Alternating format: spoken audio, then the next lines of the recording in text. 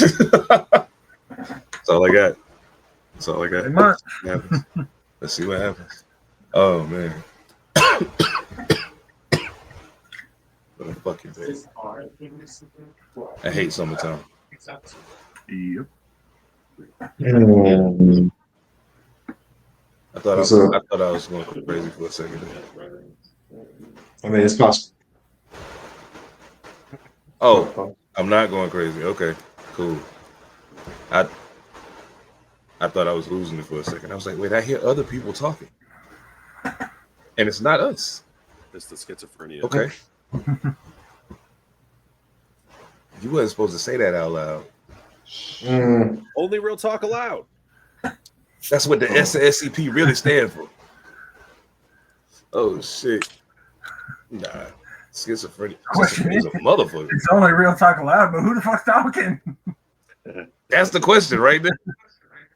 And how do we know if we don't know them? How do we know what they saying is real? Like it's a lot to that. It's a lot in that equation right there. I'm just saying. I assume that everybody's bullshit, even if I don't know who it is saying it.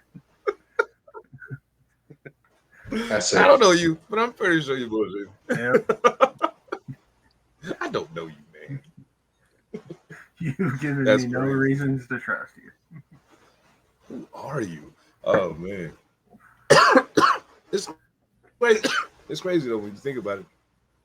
How sometimes that same thing occurs like organically for no reason in a society every day.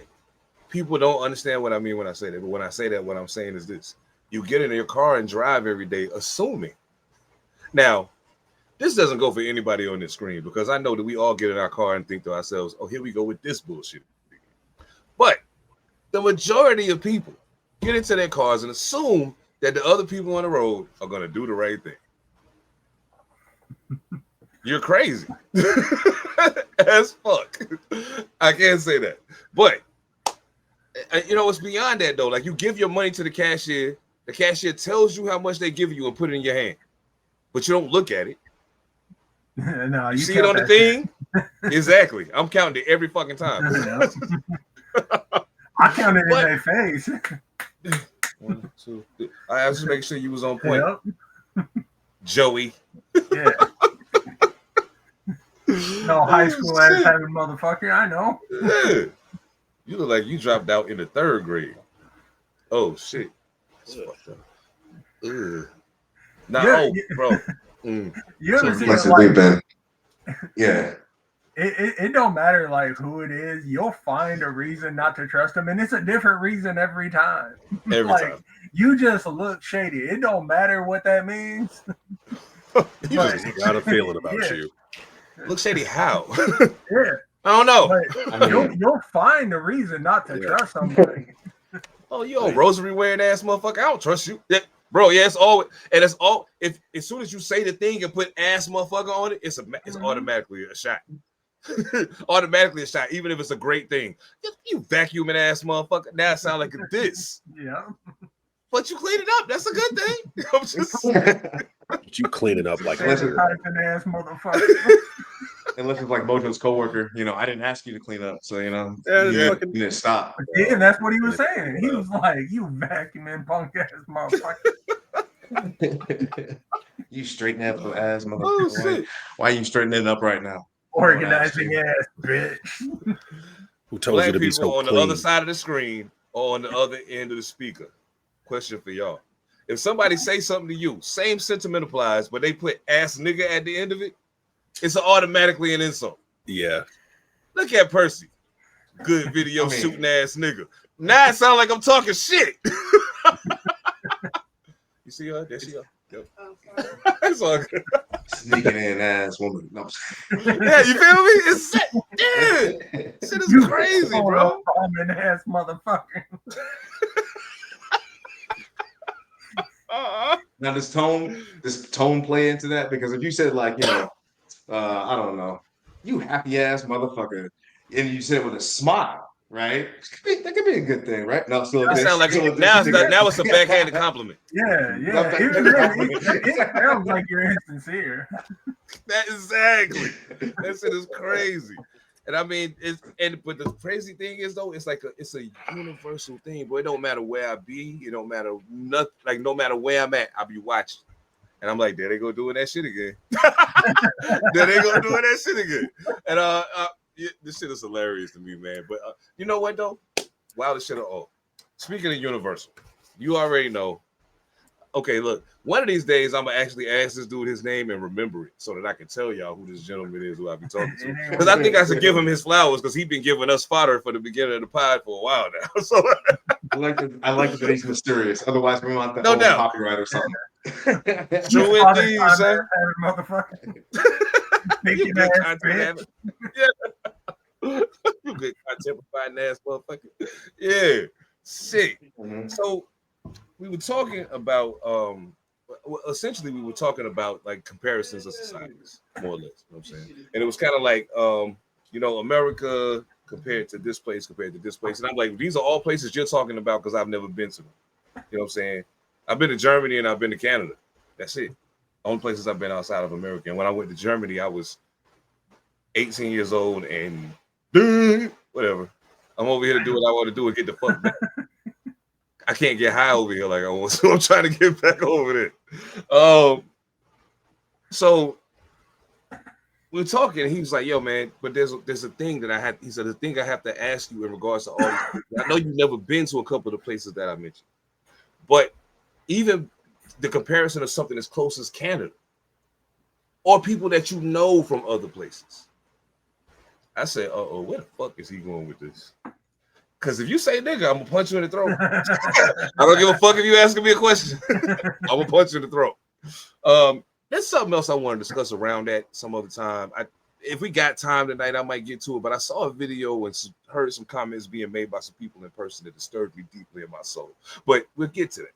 But he said, do you think or do you believe in the concept of there being a universal morality? And if so, who makes the determination of exactly what that is? Because if it's universal, it can't be decided by one person. You know what I'm saying? So who makes that decision? And I was like, well, I'll be damned if you don't ask me some shit to make me think all the fucking time. And I hate you for it because I already don't want to be here. But off to the races we were. So I figured while I was, dragging my brain through the mud trying to come up with something, I said, you know what? I think that's the one. I'm taking this one to the pod. I'm taking this one to the pod because I think I might need a little help with putting what I'm actually thinking together in regards to this.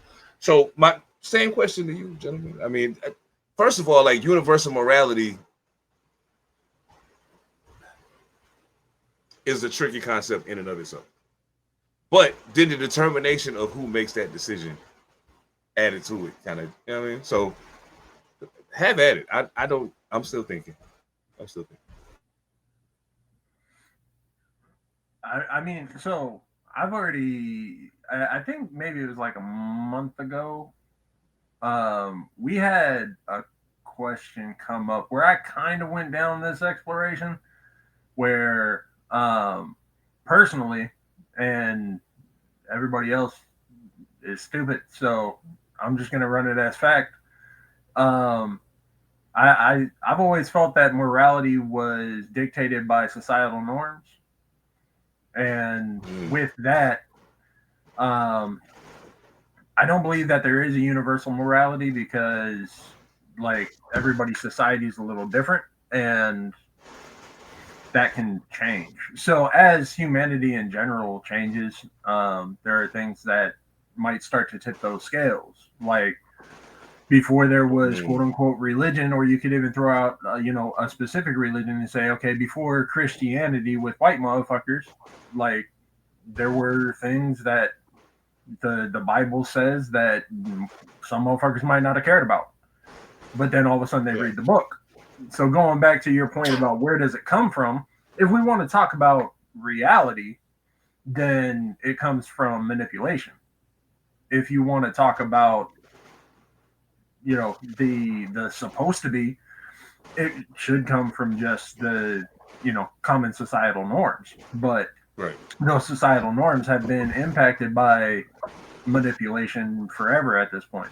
So, somebody rolls out a religion and says, look, it's not cool to, rob motherfuckers. And it's like, okay, but like, it's also not cool to make that motherfucker so desperate that he needs to rob motherfuckers. But that's not talked about in the book. So now it's just, it ain't cool to rob motherfuckers. True that. So that's where the societal manipulation comes in, where we start demonizing the thief rather than the necessity of theft. Ooh. Cook. Turn it up. They, like I said, there are things that should be, and then there are things that are. So what is shouldn't be in many occasions. So, there should be a universal morality, sure. I mean, if you want to say that, but again, societal norms and societies are different. So if you're talking about Canada, those motherfuckers might think differently, or any other nation based off of, what their societal impacts have been. True that.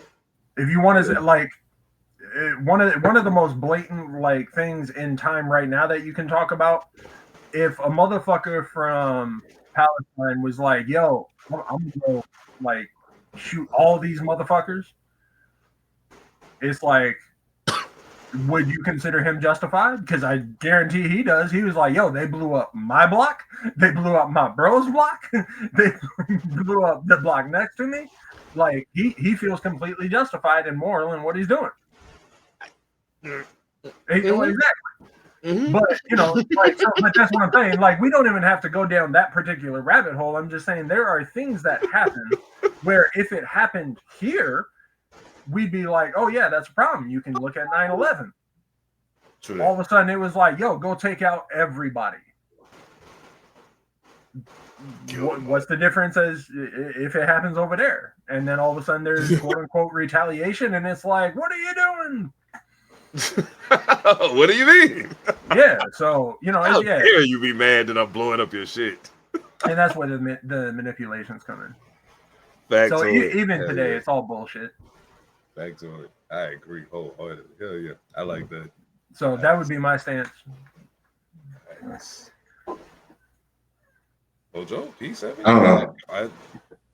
I don't know. It's just, everybody seems to be under the impression that there's a good and an evil side to this morality thing. Morality is just what you as an individual will or will not do. Now, like, there's universal law, I believe in, at least, that there's cause and effect. It's fucking math. So if I smack you in the face and I get smacked back, I should expect that, right? Does that make you less moral? No. Does that make you, that was within your boundary of your morality. But if you're a Buddhist and it's like, I turn the other cheek and I don't do violence, that's his boundary for morality. I feel it's really more individual. We try to manipulate people in society by making a societal morality. But even that's fragmented, because if you go to like Alabama versus going to California versus being up here in Washington, the moralities are totally different. So like, it's, I don't, but those are different societies and they change from county to county. They change from place to place. I don't know. I think morality, as far as being universal, I think people get that confused with universal law. Like there is a universal law that we all try to understand, because just the mathematics of the thing, I did a thing and this cause and effect happened. And so thus it causes, if I don't want that to rebound on me, if I don't want it to, hinder my progress or whatever, I don't do these things. It's like when you talk to your kids about being reckless, right? We know, because I know when you're out there being reckless, these are the outcomes that are going to come. It's math, right? It's not that that balances your morality. When you've been through it a couple of times, when you've been arrested for a couple of times, when you've been drunk on a side of the road or whatever, and your friends have to pick you up or whatever, you start to realize, okay, maybe I don't want to do this, right? Maybe this is not good for me.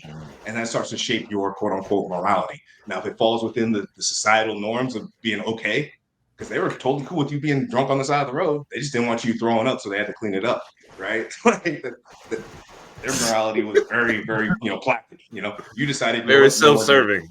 Right? That's a lot of societal. A lot of societal morality is self-serving. You know what I mean? It's not about your soul. It's just about what we can be comfortable with.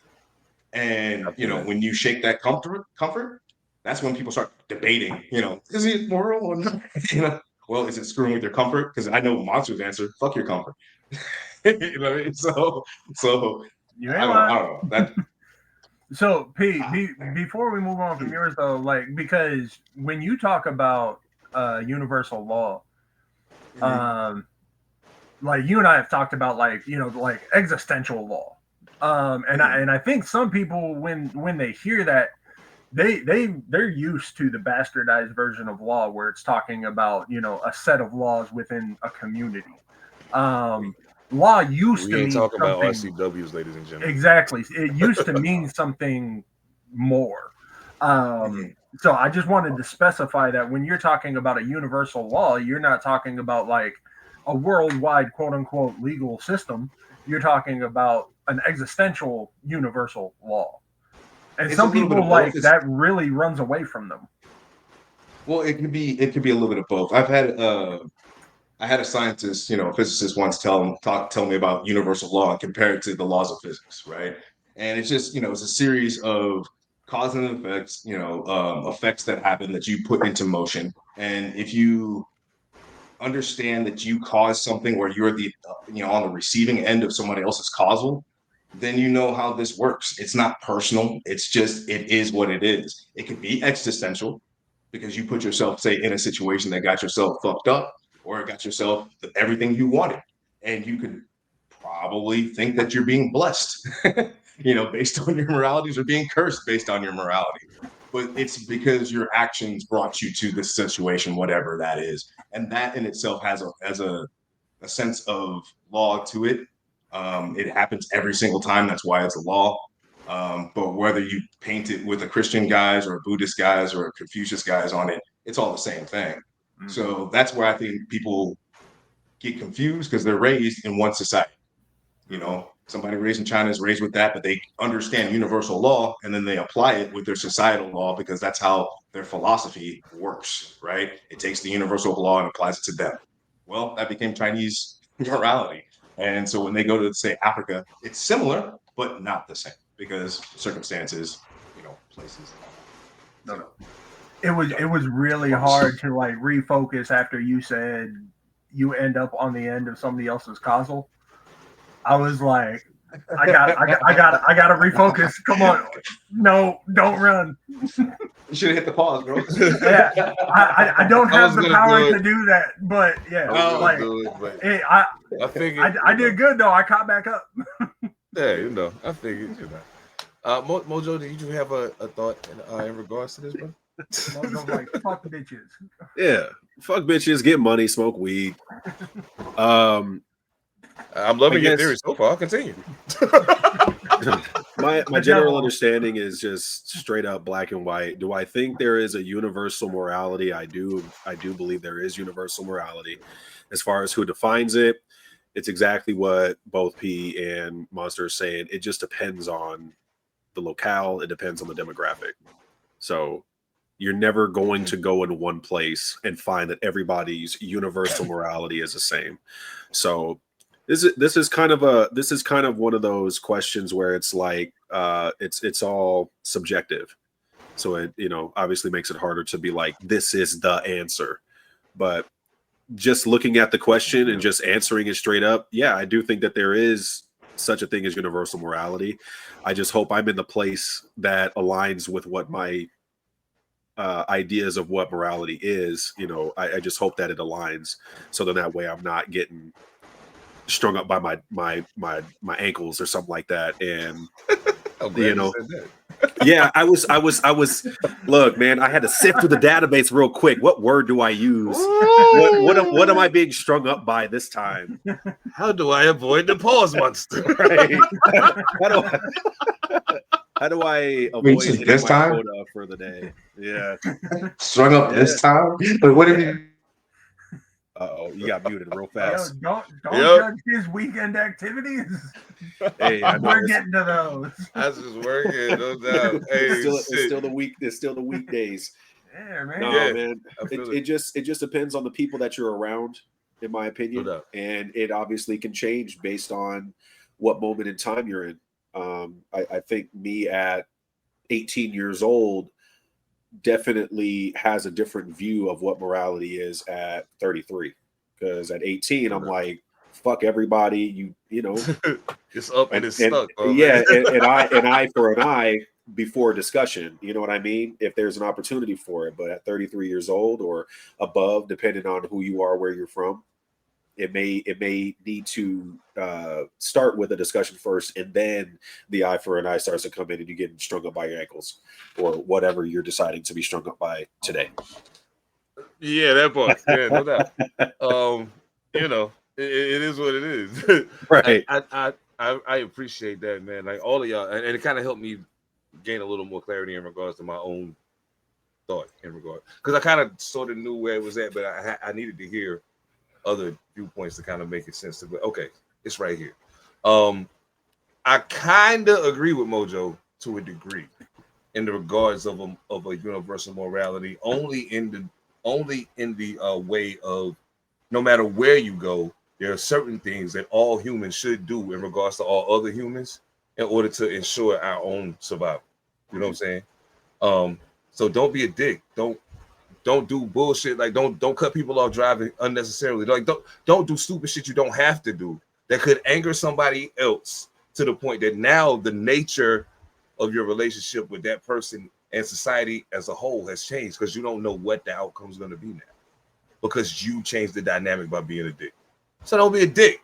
That's just like, dog. They asked me in a meeting, what rule do you think should be added? I said, it's very simple. That first one that she said is don't be bitches. That covers everything. You know what I'm saying? And but in my mind, that to me, don't be bitches is universal morality. That's what it comes down to for me. You know what I'm saying? No matter where you go in the world, don't be bitches. Be better than bitches. That's all you gotta do. So now you gotta go to that last part. How do you define that? How you define bitches? I wanted the list. You know I want the sub list. Bitch ass okay. motherfucker. Bitch ass motherfucker. Yes. If it comes on the end of that, it's automatic. You know what I'm saying? So like if that somebody says that to you, you know you being a bitch. You know you are walking in bitch territory. You have officially turned into I'm not gonna do it. But yeah, I mean, and you know, and I think the thing that ruins it, that ends up ruining it more so even than the people who cross the lines of quote unquote morality are the people who say things even without action that begin to alter the morality of a situation. Like the instigator, who's never going to actually be involved in the fight that takes place, but their words are the kindling that's turning it into this. You know what I'm saying? I have a great dislike for people like that. I have a great dislike for people like that. And I feel like if you're going to be willing to actively take, we know words have power. If you're actively going to utilize that power to negatively impact the situation, then I can only say this so many ways. Let's try this. I'll try this. If you take your top lip and connect it to your bottom lip, you will shut the fuck up. Sometimes shutting the fuck up is the best thing you can do. On my mama, you did? We still fly today. I'm flyer than everybody. You on cloud 9, higher than everybody. We stepping out on the town, we slide in every party.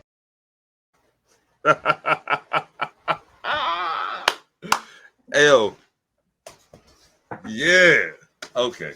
I'm ready now. Welcome to the party, man. Pantha Politix Podcast. We are back in the building. Before I do anything else in regards to intros, I want to give a shout out to Melanin Mysteries Podcast, Melanin Mayhem Podcast, the Infamous Ones Podcast. We've got shout outs on all three of their platforms. They really enjoyed their time here. We got another dope pod coming up later this month. I'm looking forward to that. But yeah, thank you. Salute to all of them. If you're into true crime at all, specifically Black true crime, check out Melanin Mysteries, Melanin Mayhem, the Infamous Ones Podcast, Simple Red Rome, Not My Brother's Keeper. It's a lot of them. You know what I'm saying? Tap in, man. They doing some dope shit out there on everything. But right now, it ain't crime time yet. Salute. Y'all already know who me, man. Seven Da Pantha, aka the Carolina Hurricane, Ridiculous Slang, aka your baby mama's favorite rapper, aka Strict, if you're getting the point. You know, I got the squad in the building with me. You know what I'm saying? Yo, let me see how I'm gonna do this. I'm just bouncing around the room. Let's do this. Mojo Barnes, what's good, man? And I only picked him because he's looking down. I'm like, I'm chilling. You know, it's another day in paradise. We're getting high. We enjoying this Washington summertime. What it is so far. our summers here are the weirdest. They dope though. I can't front. Yeah, no, they're all right. You know, it would be nice if we could have some consistency at least for a year, perhaps. But who knows? But it wouldn't be Washington, Mojo. It wouldn't be Washington. I get you. But otherwise, man, I'm chilling. I'm excited to talk about today's topic for high notes, the music, the weed, and stuff like that. All around, just excited for today's episode. Music and weed and stuff like that. Absolutely. I appreciate that, my brother. Absolutely. I'm looking forward to it. High notes is always, yeah. I'm looking forward to it. P7, what's good, man? How you doing? How was your weekend, sir? Oh, it was well, okay, so similar to what you were talking about as far as people and their moralities and that kind of stuff, and you know, just had to deal with several situations where people were on just different moralities, and some people thought that things that they were saying weren't going to be as heavy weighted as they turned out to be. And, when they were called on it and they were like, yo, I didn't realize that what I was saying was going to do all of that. They didn't really want to take responsibility for the things they said. They kept wanting to put it back on other people. And that part right there is where, my dislike for people that likes to instigate and also not take responsibility for the things they say kind of bothers me. So, that's what I have to deal with this weekend. But bitch ass motherfuckers. See? Yeah. That first thing that she said, and don't be bitches. Yeah. That's all I'm saying. That's it. That's all I'm saying, man. Jeez. But, man, look at the bright side. You dealt with the bullshit. You survived Monday and Tuesday. Here we are. Here we are. It's all good. Yep. It's all good. Shit. Master Elicit. Oh, I already know this is going to be interesting. How was your weekend, bro? How you doing? Bullshit. I was so angry. Uh-oh. So, yeah, there was a lot of bullshit. So I deal with bitch ass motherfuckers all the time. It's my job. But, yo, I'm gonna go in yeah, my weekend was bullshit, but I had an existential exploration that I did that I'll go into in a minute. But I want to get your weekend out of the way first, so that way I don't step on that shit. So we'll get into that in a minute. But then I found something dope, and that saved it. So go ahead and go into your weekend, and then I'll bring y'all on the exploration that I went down. Oh shit. My weekend was cool, man. I actually after some heavy contemplation and deciding whether or not I was actually gonna do it, I did something I hadn't done in a while, and I sat in a really dark room and got really high by myself with the beats for my project I'm doing with Tuna Beats playing, and it was really wow. Needless to say, whatever issues I was having writing, they're done for now. So yeah, I just it took an opportunity over this past weekend to kind of reconnect with why I do the things I do artistic, from the rapping, podcast, to acting, all of it. And it kind of brought me back to life. And I'm like, okay, now I remember. Let's get it. Let's get it. I'm ready now. Okay. I didn't even realize I was asleep. So yeah, I needed that. But yeah, man, so it got me here. You know what I'm saying? It's been a weird fucking week already, but I think it's only a weird week for me because I know what's coming up on Friday. if you're watching this the day it come out or listening to this the day it come out tonight, Shanghai Boom in Seattle, I will be performing along with my SCP West family and some other dope artists from out here. So I gotta stop, man. But anyway, yeah, that was it, man. Shit was lit. You know what I'm saying? It was all good. I mean, yeah, I passed the mic back to you before I get myself in fucking trouble. Yeah. So yeah, I was really pissed off all weekend. And then Sunday night, two things happened. The first thing that happened was I was scrolling through, and y'all know I got a crazy ass algorithm. And I scrolled through and randomly, y'all know what a Rube Goldberg mechanism is? Kind of like you were talking, Pete, it's a cause and effect thing. Like a lot of times it starts with a marble. Somebody will roll a marble, it hits a fucking domino or something, and then shit just starts happening. Right. I watched this thing like 12 times. I sent it over to Sev. I'm gonna have him put it up, and I'm gonna go through the exploration that I went down as I was watching this thing. So yeah, it was interesting. Sev can put it up, and then I'll walk through it step by step, because it brought some like clarity to my weekend. It brought some clarity to like different things that I was dealing with, and just overall kind of to kind of like Sev's weekend, just kind of refocused me on different things, but still kind of stuck within my wheelhouse. Ladies and gentlemen, give me 2 seconds. I'm experiencing a technical difficulty. Just a small. Ain't that a bitch? I just need a second. I just need a second, and we'll be good to go. But yeah. So you guys know the thing, like the type of mechanism that I'm talking about, though, right? Oh yeah, I understand the concept. Yeah, I understand the concept. Yeah, I think I've seen those like on TikTok or whatever. They have them like go into music and then Yeah, I don't remember this one having music, but I usually have my phone muted because I don't like hearing people talk. Right. I hate sound. Fuck you, noise. Yeah, and that's really all it is. It's just white noise of bullshit. So I was like, yeah, I always have my shit muted. Luckily, like the visuals on this are very nice. Absolutely. As a matter of fact, you know what? I think I got you.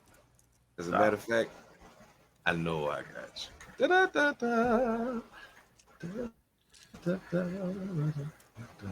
There we go. Come on, bitch. I don't need to curse at it. Oh man, I started cursing at it and it got mad. It was like, well, fuck you then. I won't take this You wanted to talk. Oh, you know what, though, computer? You know I love you, right? Thank you. See? That's right. Yo, smooth talking. All right. Nice to electronics, man. So the first thing that I saw was this is on a table. So what looks like ups and downs are sometimes just lateral movement.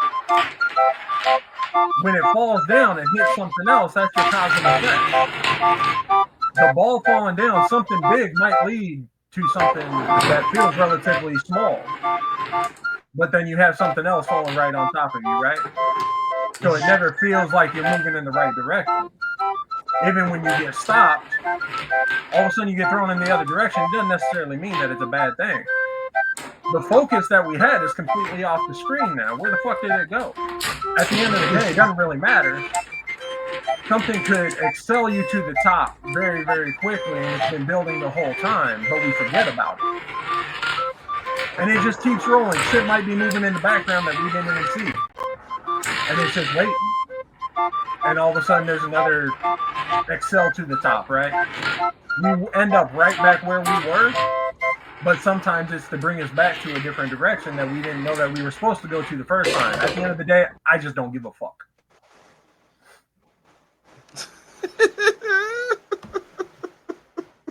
I love it.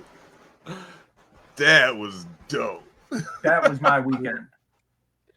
See, and after watching that like 12 times and being like, yeah, all of this thing, and I just don't care. I scrolled down again and it was something random, and then I scrolled down again and I found a brand new Boondocks clip that was deleted from the series. So I had never even seen it before. That's cool. And I was like, brand new Boondocks, like unseen Boondocks. So I sent that to Seth too, because I wanted to share with y'all. Thank you. And that's how my weekend improved. Just like this.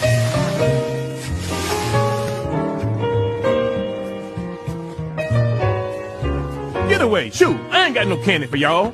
Little badass kids got more money than me. They can buy their own candy.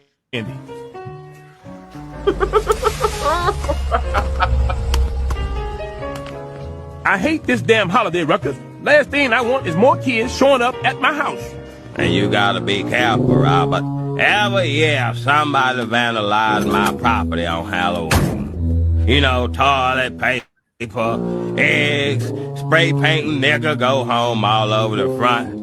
I know for a fact it had to be some of them crazy darkies from the city I seen around here recently. So I struck back. I invented me this here scare nigga.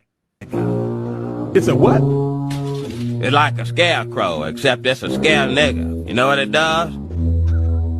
It scares niggas. Check this out. Boo! Get your black monkey ass off my property. Boo! I see you, nigga. Get your chocolate ass off my property. Boo! There ain't no black kids in this neighborhood. If anybody messes with my house, it's gonna be one of those little bad-ass white kids. Well, I got something for them, too. I call it a scary nigga. Is that OJ? You got to be fucking kidding me. This shit is I think that's crazy. Yes, that's OJ. Yes. That's okay. Yeah. Oh my. Oh my gosh. I was like, there's no goodness, fucking way. that is hilarious. Not even why it was cut. Yo, I got that. I don't know why it was cut. That's first season. Don't do that. I don't want to do that. First season animation. They would have got canceled immediately. Yeah. Immediately. Yeah. No. A little Get too away. comfortable. Shoot, I ain't got No, I'm joking. That's Wow. crazy. That is crazy. That's just But crazy. Yeah, but you can find Uncle anything Ruckus on the internet. Uncle Ruckus got to be one of the, like, as far as characters that have been created in animated series that I've watched, he's got to be one of the most polarizing ever. Simply because of how he looks, how he thinks, and what he says. All of these things. Like the thing that can fuck me up, and we can get to what we need to get to, but just this, when he's chasing Riley after he shot at Santa Claus, and he's like, I'm fat, I can't run very fast. I think I'm having a heart attack. And a couple of light strokes. Mm-hmm. Yo, Yeah. this shit is hilarious. The first time you see this motherfucker. Come on, man. That came up on my algorithm, and I was like, okay, at least I can always rely on the algorithm. So, that was pretty crazy. The very first line that you hear from Uncle Ruckus ever, out of the way, Kunta Kinte. Yes, out of the way, Kunta Kinte. Yo, that is It's all downhill from there. Right. So I did pull the video that was in between, because like I said, I saw the Rube Goldberg, and then I saw something else, and then I saw Boondocks. Now I pulled the thing in between too, because but y'all got to see that too, because if y'all want to see what's crazy, this is my algorithm. I'm a little scared. I'm a little scared. Hold on. That's it. Wait, which one? Wait, hold on. the corn. Oh man. Yeah. There's a new system to butter your corn. Yeah, Hey, it because really is. you know, dry ass corn is, you know, like it's too dry. So you got to butter your corn. What are you calling? Oh, why are they gonna be white people? Barry, Kitchen gadgets. I've seen one of these. British You've white people. seen one of Wow, that's these? even better. This is the Cobb Quickie. The Cobb Quickie, hands down the easiest way to butter your corn. Great bit of business. Yeah, I get how it works. I don't get why. Well, I can see why. Well, here's why. This video. This is ridiculous. But that is a buttered bit of corn. It absolutely reduces buttery fingers. I mean, it works. What was that red stuff? And then it's all about, I guess, that getting the seasoning? right Is that angles supposed to at be the end as well. It's the because perfect doing it like feather. that, the tip wasn't getting enough attention. They break it So in I feel balls, like yo. it's as much about an angle as it is. So I had the Rube Goldberg machine, the corn butterer, and the Boondocks. Is insane. Is that a fake hand that you put over your hand to butter the corn, or you hold it by a stick? It's got a little handle. Oh my god! Okay. And it's got, like, you know, in the grip, like it's got a little like rectangle cutout that you put the butter in. A butter reservoir. Inside the hand. Yeah, butter reservoir. Yeah. Yeah. I wonder if it fits with any other lubricant substances in a brick form there. I'll let you know. Yeah. Because, you know, a lot of people Let you. can't claim the corn cob girth. That's true. But they That call is me true. monster for a reason, goddammit. Oh my god! Now. So what you're saying is what you want for your birthday? I get it. I get you. I put it on have the already list. ordered 12. Oh, Because if you put butter in Yeah. one, you can't go to a different substance and Oh, then no, go no, back no. to butter. Like, Wait. you gotta have Wait. one for each. Just get 3. You get 1 for your corn and 2 for that double twist action. Yeah. Oh, Like riding a get the horse. fuck Yeah, out. Mojo Yeah. was riding the reins. God. So I was like, you know what? That's crazy. Okay. Yo, that's is real. That's crazy. And see, never mind. All I'm gonna say is, all of you who have those subscriptions online where you go do things and you watch stuff, when you see these pop up, in the mix, do not be surprised. Oh my gosh, that's That's all I'm here for, is to influence people's algorithms. Yeah, man, we about to make some money. Because Mhm. you know they're not using it for the you know what's big market. Hey, I mean, yeah, exactly. hey. Push a button, that reservoir ain't spitting out butter. Oh, Nope. hey. But it's got to get a smaller one because like Monster said, we're not going confident. Big Sorry. market, big Yeah. market. Corn cobs down to your Viennas. See, now what they need to do is make a Butter My Corn Junior, and it's just got a smaller fist. Oh, that would Is that like child? it would do numbers. I didn't say it. No, that's gross. I didn't say a child's fist. Listen, I'm taking it back to food now. I'm no longer talking about the other thing because you don't need no juniors. That's a what whole I'm saying. different topic for the podcast. Yeah. like a junior bacon cheeseburger, goddammit. Yeah. But some of the motherfuckers, they be like, they got that little gonna have baby an owl hand, on the side I of it. want to be big. I don't like my corn cob so big. Well, have you tried the corn jerker junior? So we can move on. I found another weird piece of news. So Robert Downey Jr. has been in the news a lot because of Marvel. Like, he's coming back to Marvel. Okay.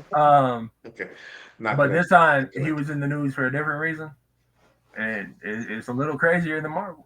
Man, he's always a shit. I think Say it ain't so, RBJ. I mean, by all right, he didn't do anything wrong.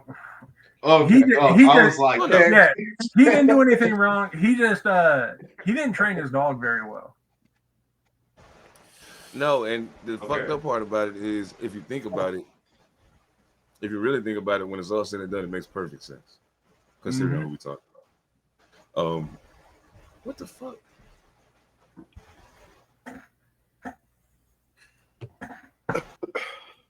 It's a schizophrenia. Strange.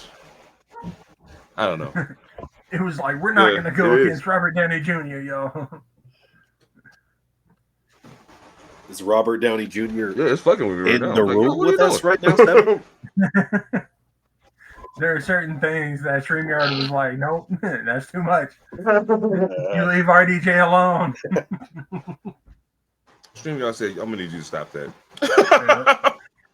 I'm gonna need you to stop that. But why? Yeah. If we need to go on to the next one, we can. I feel as though there is a conspiracy taking place presently to keep us from exposing the deeply troubled life of Robert Downey Jr. that continues to spiral despite Marvel bringing him back into the fold. Now, despite the fact that StreamYard does not want to allow us to show you visually what is going on in this picture, since some of y'all listening anyway, we'll make it interesting.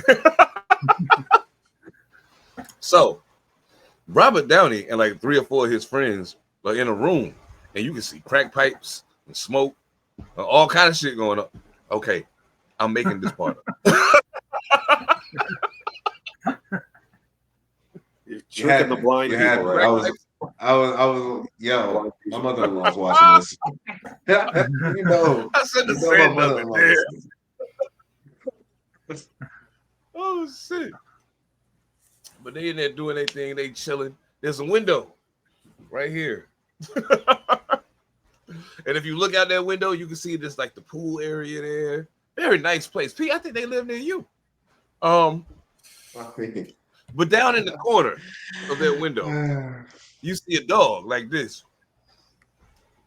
and then you see a pair of women's feet in the air, like he is, you know, doing a damn thing. Doing the damn thing. Yes. Yeah. Doing the damn thing. I mean, doing the damn thing. Absolutely. Yes. You're absolutely why must right. I be like that? Why must I chase the cat? Oh, but the shit. dog in me.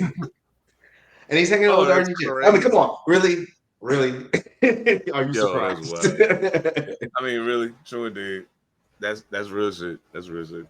I mean, I be fucking with the OGs though. You know what? I'm gonna tell you the flyest shit in the world. You know what's crazy? What I think is crazy is when they'll put an old person in front of a camera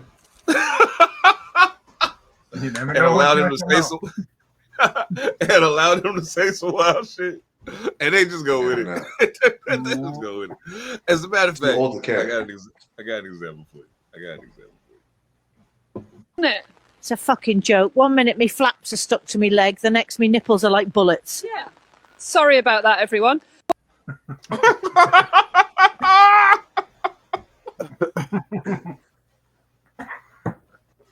She said, my flaps are stuck to my leg. The next. Mojo is so displeased.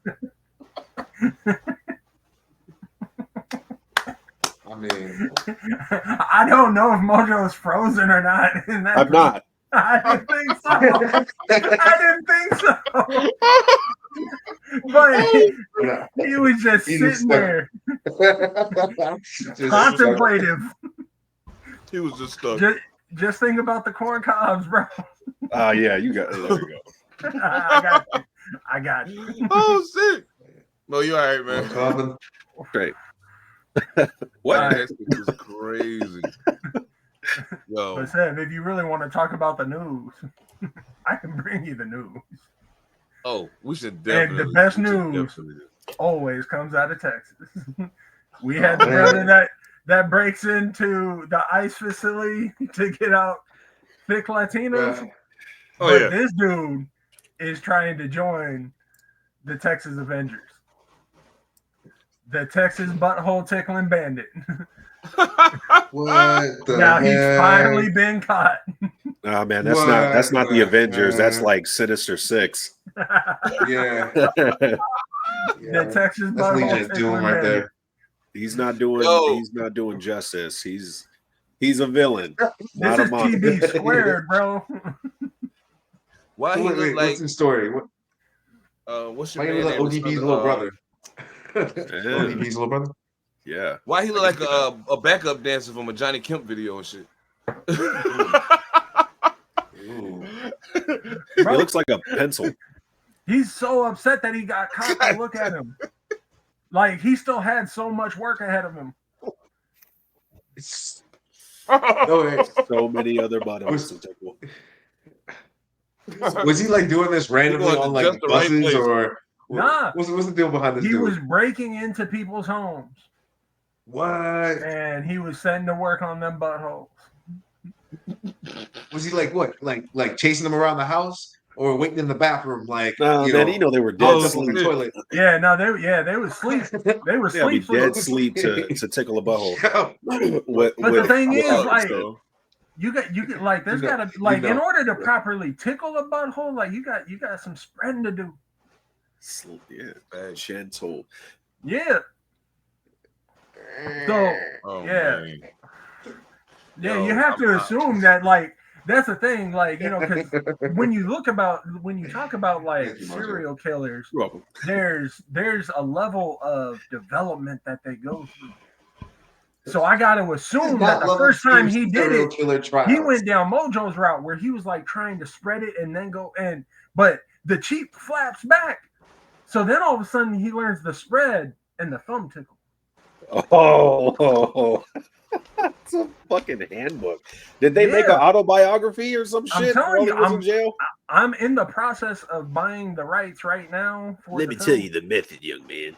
Mm-hmm. I want to interview bro.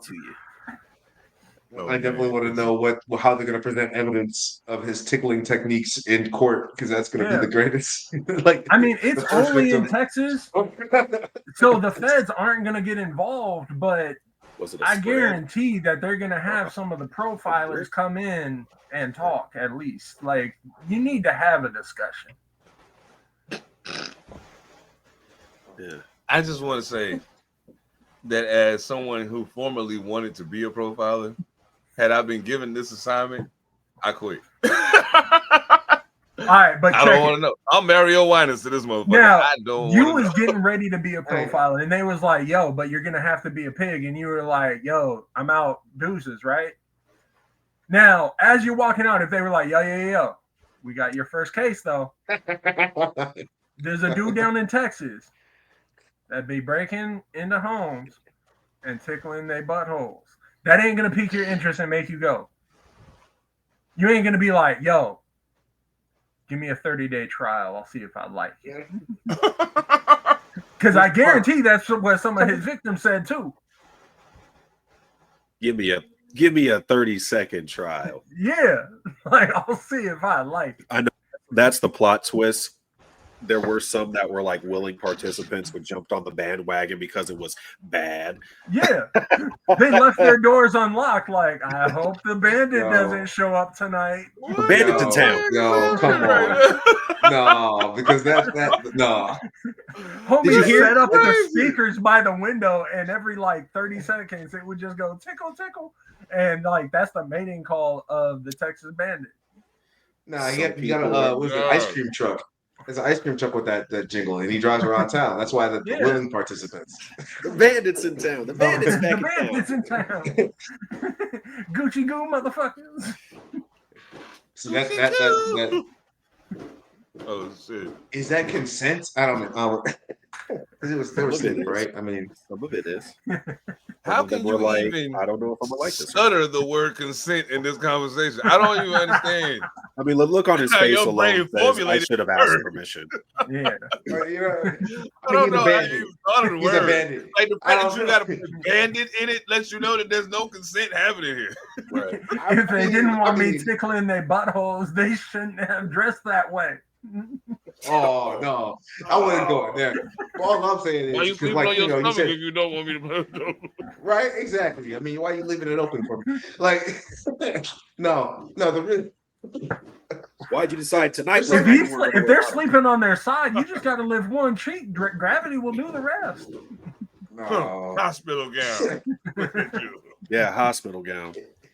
I see Did you they get wear the your wrong hospital guy? gown tonight. Did they get the wrong guy? Because the way that Monster's reporting on this is as if he knows something. Like there's a whole confederation of this. I told you, I've already been doing they my just grabbed the research. nearest guy.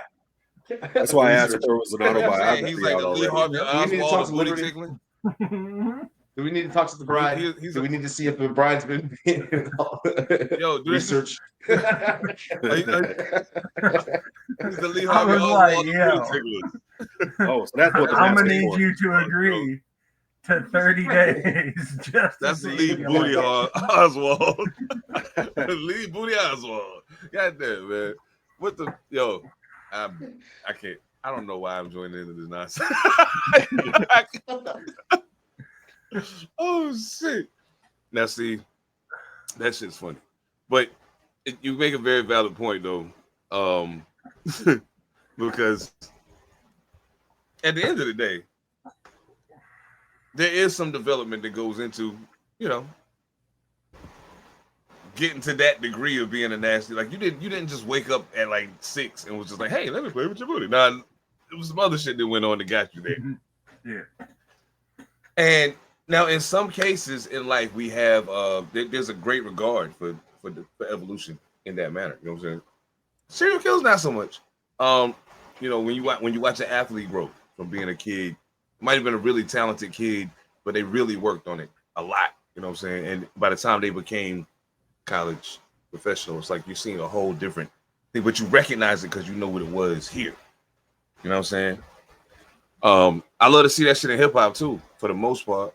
Like Slick Rick album, we just talked about Slick Rick album. Slick Rick 61 years old, you know what I'm saying? And still able to put together a solid project, still prove that his pen still, you know what I'm saying, get busy. You know what I'm saying? I don't gotta be doing what they doing. This ain't no trap album, like this Slick Rick shit. Come fuck with it. And generally, I love to see it. I love to see my OGs out getting their shit off, you know what I'm saying? Loving to see the veteran MCs putting projects out. But sometimes, just sometimes, I think to myself, like, how is there like nobody around you telling you, hey, dog, listen, don't do that. Don't do that. No, this thing right here that you do that. You do that really good. This shit over here, don't do that.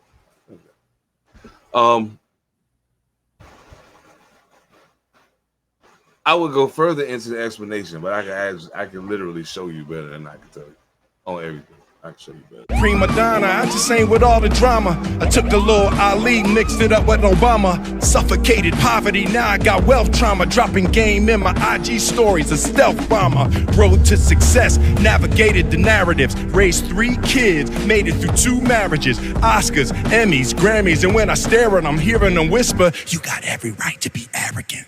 You in the presence of greatness, still gracious. Top-notch taste, too allergic to basics. Y'all can look, but you'll never find a replacement. And all this from Jeff's mom's basement. I am the illest. Yes, yeah. I am the illest. The motherfucking illest. He's heating up. Now I'm not the type of man to move in malicious ways, and I am too grown to play childish games. But if you talking crazy out your face up on the stage and disrespect me on the stage, expect me on the stage. Jokers dish it out, cry foul when it's time to take it. City full of real ones, wasn't raised to fake it. Jill to Meek Mill to the roots, it's all greatness.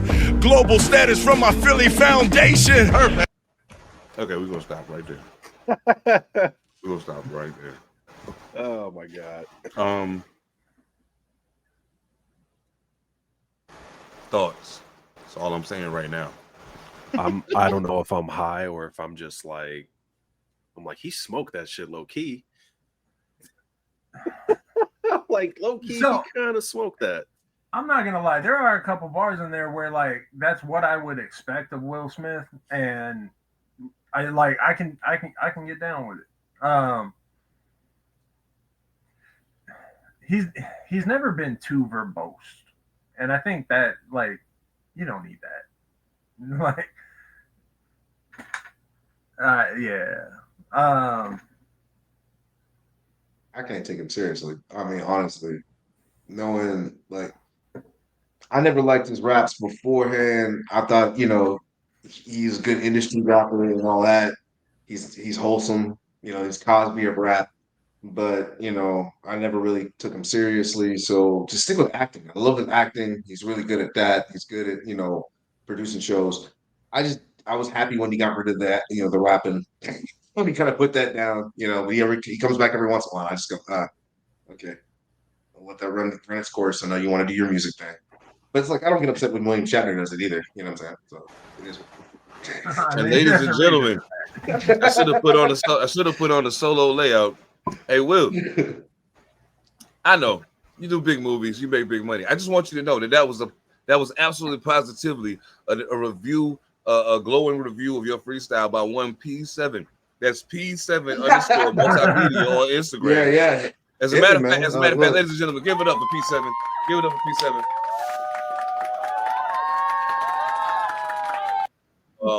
Yeah. Holla at me. I got some movies lined up for you. We can do it. Get you back on track, man. I don't think there's any getting that back on. Anyway, let me not. Hey. I'm gonna do this though. You never know. First of all, let me say this. Will, whoever your ghostwriter is, they're impeccable. They write really good stuff for you. Because some of that shit you said was kind of fly. Like Mojo was right. There was some bars in it. You know what I'm saying? Like Monster said, it was a couple joints in it. You know what I'm saying? I, unlike P, was a fan from the first album. It wasn't until you and Jeff weren't working together anymore when you started doing the getting jiggy with it in Miami bullshit. That's when I jumped off the train and was like, nah, can't do that. My problem with this is this. You can't come back talking that shit you talking, being who you were, and knowing that we are all aware that somebody else is writing it for you. Not all of it, but most of it. So the extra braggadocious shit, yeah, it's a little weird. It's a little weird. And it's screaming midlife crisis. Jada ditched me for some 20-something year old. I don't know what to do with my life. My kids don't fuck with me because I'm a fucking weirdo. Yeah, like it's screaming all of that. And I can't be the star of a big time movie because I ran up on the stage and slapped this motherfucker behind a bitch that don't give two fucks about the fact that I did it to defend her honor. And that's exactly where I was gonna go because he apologized for it. Like he stood on it, like right after it happened, and then by the end of the show, he was like, "Yo, like." I've been going through it, so I shouldn't have done that. Like, I'm sad, I'm sorry. And now he's saying this. And it's like, yeah, but you already apologized. So now we're going back to like J. Cole, where it's like, yo, like you apologized. How are you gonna come out talking shit now? Can't do it. So yeah, that's rough. Yeah. Matter of fact, kind of lose. I'm pretty sure Joyner Lucas wrote some of that. I'm pretty sure Joyner Lucas wrote some of that. I wouldn't be surprised. I know he and Joyner have a really close relationship. I wouldn't doubt it. Joyner Lucas likes to tell people, I got plaques, even if they ain't got my name on them. I mean, I got plaques with my name on them, but even if you don't know I got nothing to do with that record. You know what I'm saying? So I have my questions, but I mean, yeah. Well, listen, man. If you want to rap, dog, go ahead and rap. It's cool, right? You don't rap for me anymore. Like it ain't that no more. You know what I'm saying? So keep doing what you're doing. Man. It's fine. It's fine. Yeah, it's fine. Do your thing. But just know that like those of us on this side of the line are looking at you like, come on, come on. Well, except for Mojo. So maybe I'm gonna be right there standing next to the DJ booth. That's great, William. I really liked your song. This nigga. Homie was a little too hyped. I'll say that. Like, I understand you got Will Smith, on your stage, like, and yeah, like I said, he had a couple bars in there, but man, he like he was a little a little too happy. Too damn happy. Yeah, no, I thought that was probably the weirdest thing in the entire video was Guy Fieri doing DJ shit.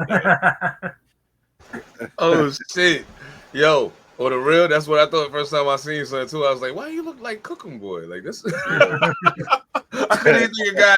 So I was like, that's you look like Cooking Boy. Diners, drive-ins, and DJ. New show. Hey, New man, show. it's time to get to it. I mean, you already know, man. We do be getting to this hip hop shit, man. You know, we about that hip hop shit around here, and we about that weed shit. You know what I'm saying? You already know Mojo Barnes, the botanist in this bitch. I mean, see, I know what time it is, nigga. Let's get to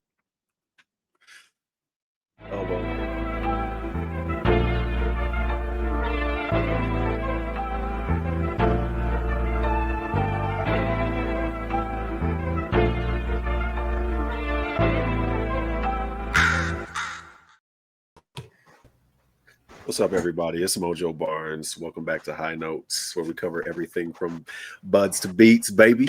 It's probably gonna happen every time now, so just get with it. So this is hilarious, yo. Today we are going to be covering both some weed and some music.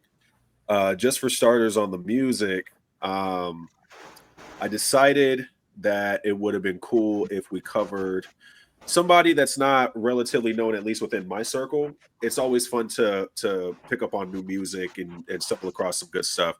There's an artist out of Seattle, out of the Northwest in general, goes by K Sleaze, and this guy is pretty. I would say he's a hard worker, definitely a hard worker, and you can definitely tell from his album Sleazes that he's putting in some effort to create and just continue to create and create and create.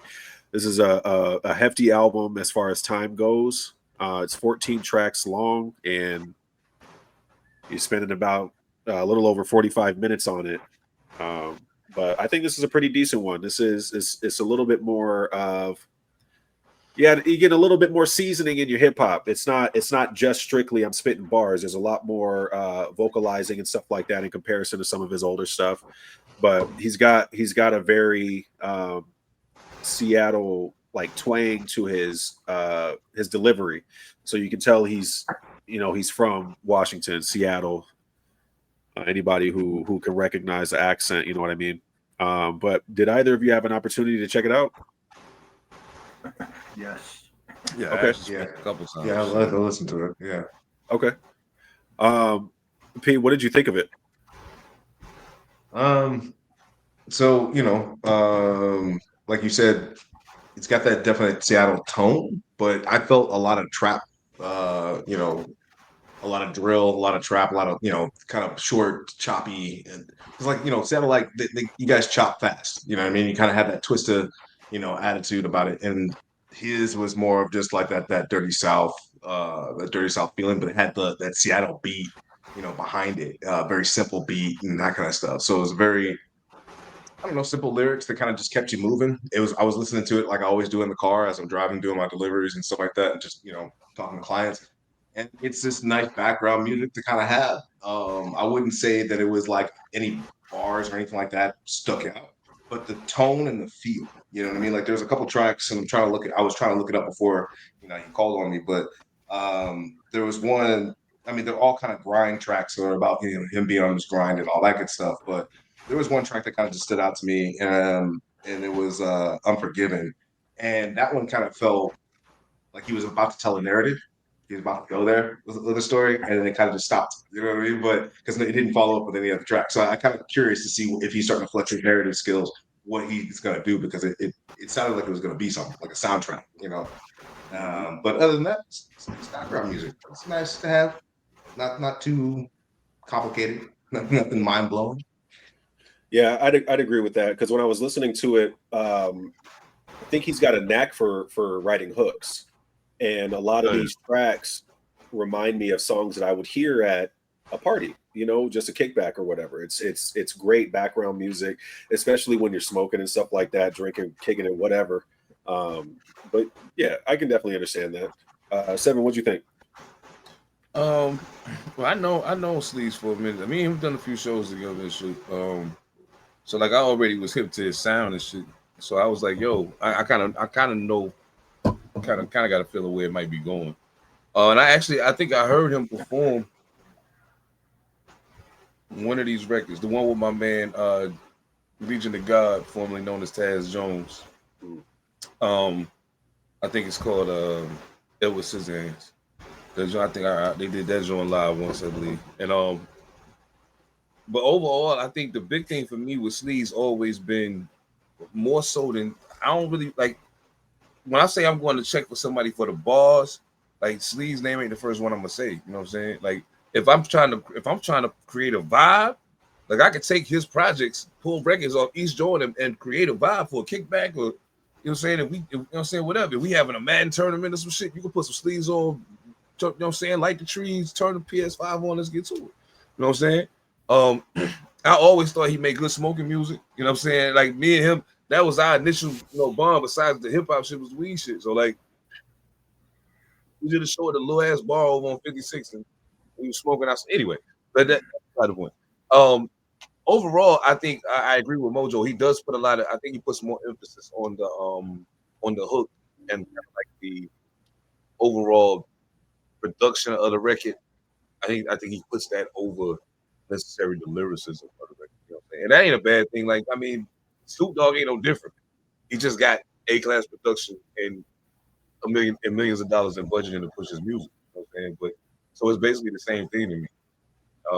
And I actually think, realistically, I think if I was to put it down on paper, like Sleeves probably raps better than Snoop Dogg. But I mean, you know what I'm saying? It's just a vibe, man. So, yeah, I'm fucking with it. Like I could vibe to it. I can put it on if I got a ride ahead of me. That shit don't just ride out with it. I can do it. So, Monster.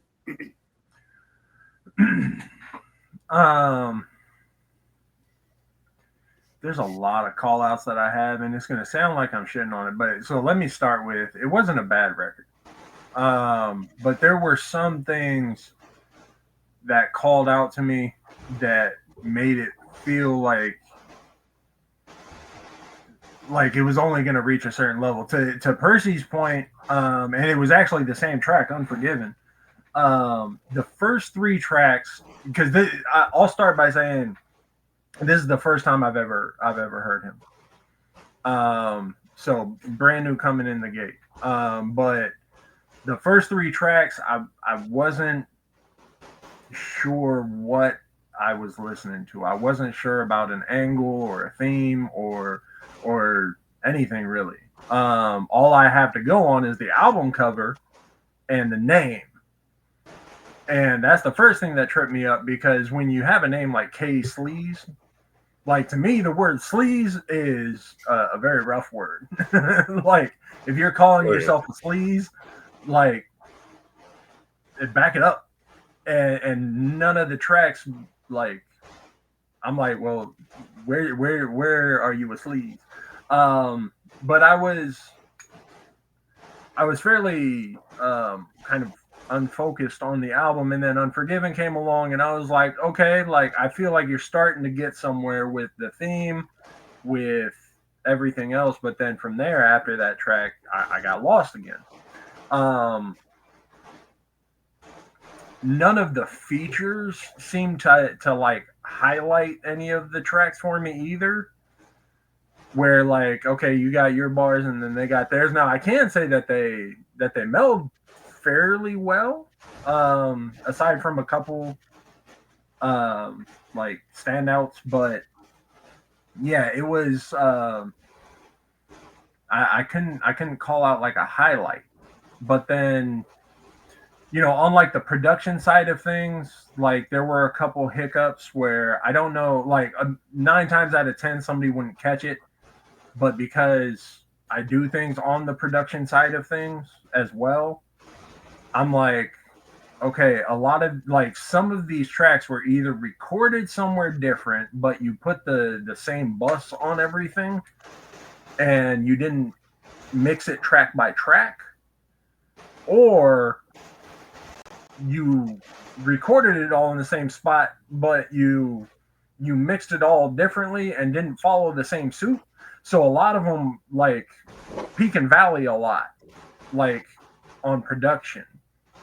So some of them came out very clean. Some of them came out, you know, a little bit dirtier, and not like a grimy theme, but just the production wasn't as solid. So I'm not sure what happened on the production side of things. But overall, I agree with everybody. Like, if I listen to it again, I'm not like, this is definitely not a record that I would go in and do a deep dive on, but I'm not going to take it off my phone. And if something pops up on it, then yeah, like I'll roll in the car and listen to it. So I'd call it a solid mid-level album. And, you know, I look forward to see what he does next, because I hear that, you know, he continues to get better. So, you know, and with everything else that he's got going on, like, I'm excited to see what he continues to develop. Very solid. Just jumping on the joint scale. P, what are you giving this on the joint scale? Well, for me, I think it was definitely 2 joints, 2 to 3, because like I was driving and I started to get a groove, you know, as you drive, and then like it just kind of, some of the tracks, like you said, didn't quite match up, didn't quite production wise. So I get out of it, smoke again, start getting into that new groove, because it is a vibe. Each track is a vibe, but it's just I had to kind of keep starting and stopping my vibe. So I, you know, that's joints. I had to get back into it. So okay. Are you sticking with 2 joints specifically, or are you sticking with 3? 2? Oh, 3? 3? Okay. No, 3. Yeah. Got you. Okay. 7? I'm gonna go 3.5, only because of the weight that I put on lyricism. Can I not go, you know what I'm saying, beyond that? So yeah. You know what? Actually, I'm gonna say 3.75. Crazy. Yeah. Say 3.75. Just got that little roach at the end. Just, you know, Yeah. I'll hit that later. Yeah. I lit it, but then I, you know, just put it out. I was like, okay, maybe I don't need it. I'm plenty high now. I can just go and get through it. But and I think a part of that does come from the inconsistency on the production side of things. I almost want to ask him if this wasn't a it started out as a project and then kind of turned into, I just got all these songs, I need to get this shit out. Let me just put it all out now. I'd love to ask him if that was the case. So yeah, 3.75. Monster, how many vapes would you give this? Damn, that's a whole lot of smoke to go through a whole vape. Yeah, I'd probably put it at, I was gonna go 3.5, like said. I'll go ahead and keep it there. Like the lyricist part of me, like it's difficult for me to get behind an album that doesn't have a heavy emphasis on lyricism, but I think that there's enough saving graces in here, whether it be the beat selection. To your point, he's a hell of a hook artist. There's enough in here that I think it starts pushing the mold the other way as well. So I'll stick at 3.5. Okay, sounds good. I honestly gave it 2 joints because it's mood music, and so I think as soon as you start to get back in that groove, then at that point you just coasting through it, just like everybody said. Once you get into the groove, you just kind of coast through it. The first joint, I'm looking for bars. I'm looking for something that's going to make me go, ooh. That's not every track. It may not even be every verse. You know what I mean? So that's first joint. Second joint, I'm like, okay, you know, what are we actually working with? You just become a little bit more open-minded. So the second joint got me through it. Yeah, everybody's encapsulated the exact way that I feel about this album. It's a good record. Not one of those, if you're looking for like heavy bars, this is not one of those. This is one of those chill vibes. It's smoking music. So I definitely gave it 2 joints. I'm trying to see if I can find an average for this because I'm curious to see what that would be given everybody's rating. So on average, it's about 3 joints. It's about 3 joints. Yeah. So yeah, Case Lee's definitely has a pretty decent album. It's gonna be fun to smoke to this album. If you're smoking 3 joints, it'll be fun to smoke to this album. So yeah, Case Lee's Sleezus, and this was actually released back in 2021. So right around, a midpoint for our COVID era and stuff like that. So definitely something to break the monotony, I suppose. But Case Lee's, he's definitely a hard worker because he not only does the music, but he's also heading a brand called Elbows. And I had the privilege to go out and pick some up. And so right now they're only packaged in 8s and the price is pretty decent, about $30 depending on where you're grabbing it from. I got it from Zips, and I think typically it's about $35, but I don't know, there was some discount thing going on, but it was around $30. So I picked up a couple of 8s, and I'm pretty pleased with the flower. This is like top shelf quality. The strain that I have been trying for this and I smoked to this album is called White Runts, and it's delicious. It's so good. The buds are frosty and they're dense. You're not getting some fluff. It's not like getting compact in your fingers. While if you're breaking down with your fingers, you're not getting that. Like it's just packing together. It breaks apart. Smokes real nice. Definitely more indica, heavy indica, or indica hybrid because it does a cross. But yeah, I was pleased to try this one. I don't did you got the video for it? Oh shit. That was that video.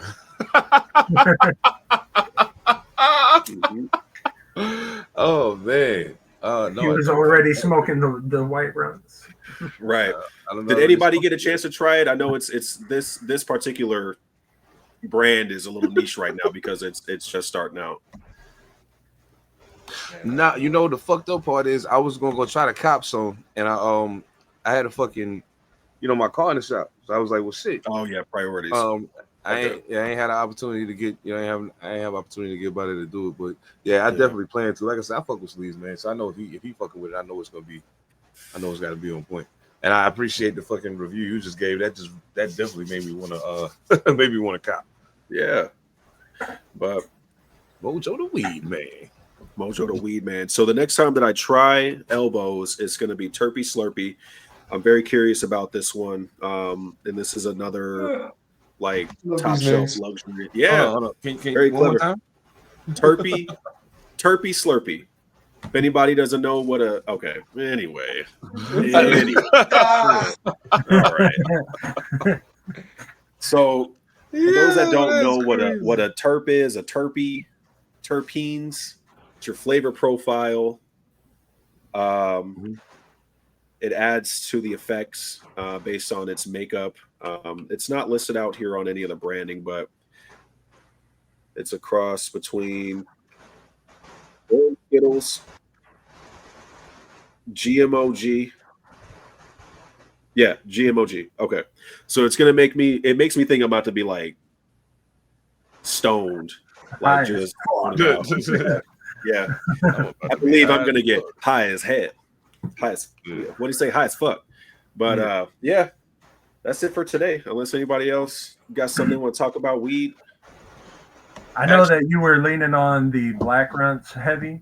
So the gentrification of runts makes me a little uneasy, but shout out 2727.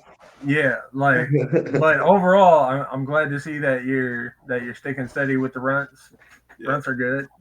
Runts is very good. Runts is a little more the shout out to the candy. Yeah. Shout out to the candy runts. I'm a big fan. Yeah. I think one of the flyest things better than Smarties. we gotta. I think the flyest shit in the world is recognizing when things are starting to shift just a little bit, and at a point, everybody was drinking. You know what I'm saying?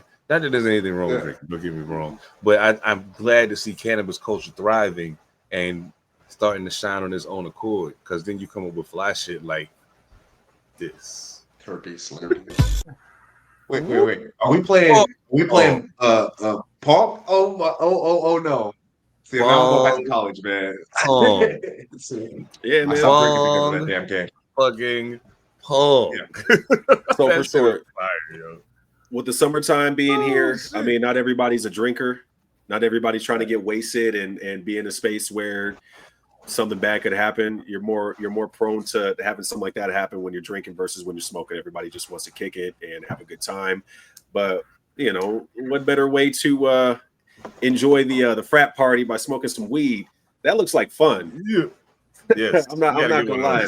Yeah, no, I like how the cup doesn't allow the ping pong ball to go into the water. That's probably the biggest thing. Because that's water fancy, bro. Right. But man, just imagine the different strains you could put in each bowl. That would be fire. That would be fire. So you gotta get some really good ones. You can't get to some bammer weed, you know what I'm saying? Because man, we get elbows. They can't. Oh, no, there you go. You get one. You put one with some bullshit on each side. You put one with some bullshit on each side. God forbid if you don't want to. Give him some fucking oregano in one of them. Oregano. Rosemary.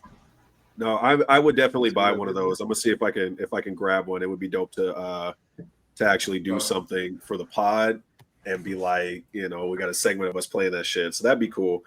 But yeah, man, no, this is I'll let you know. I got you. I'll look it up. Yeah, man, no, this is Mojo Barnes. I'm about to cut it here. I think that's it for the weed and the music. This is High Notes, where we cover everything from butts to beats. Baby.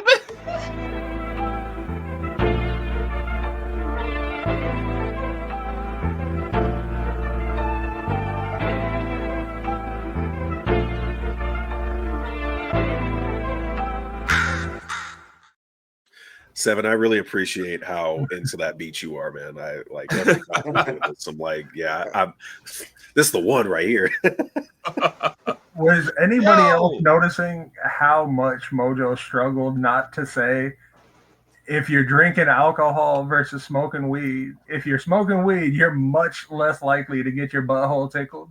Didn't even cross my mind because you are a liar.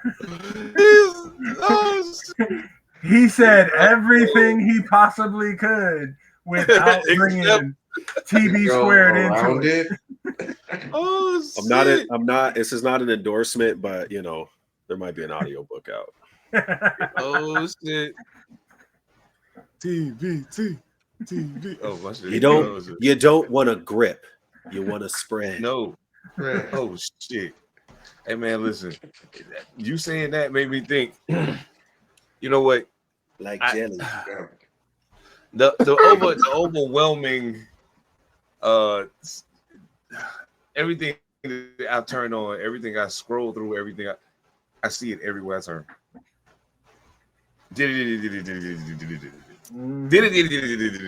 Every fucking way I turn.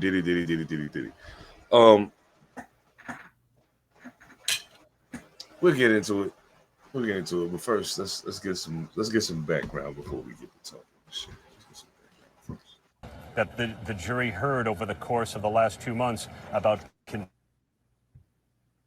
consent and coercion and the complications of deciding when an 11-year relationship between Combs and Cassie Ventura may have become a criminal one. And the jury decided it was not criminal sex trafficking when Sean Combs committed what his attorneys freely admitted was domestic abuse, as you saw in that video. He has been found not guilty now on racketeering conspiracy, not guilty on sex trafficking of Cassie Ventura.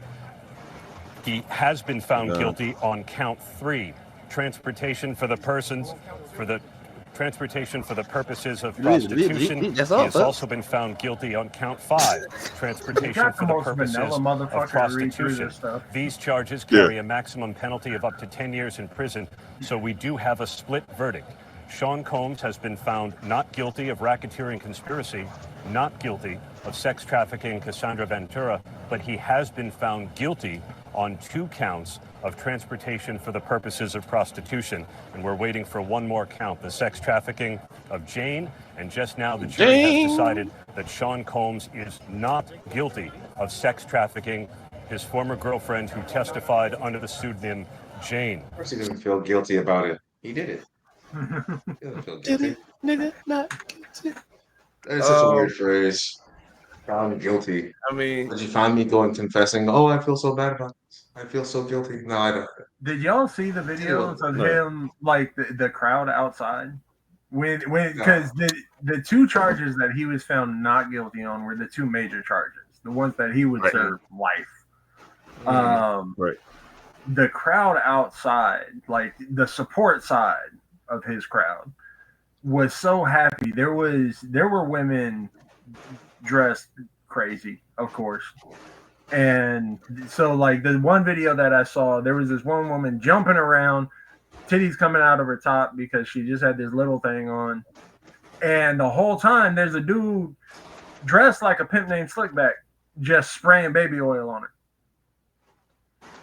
And I'm like, you can't tell me that 50 Cent didn't pay those people to be there.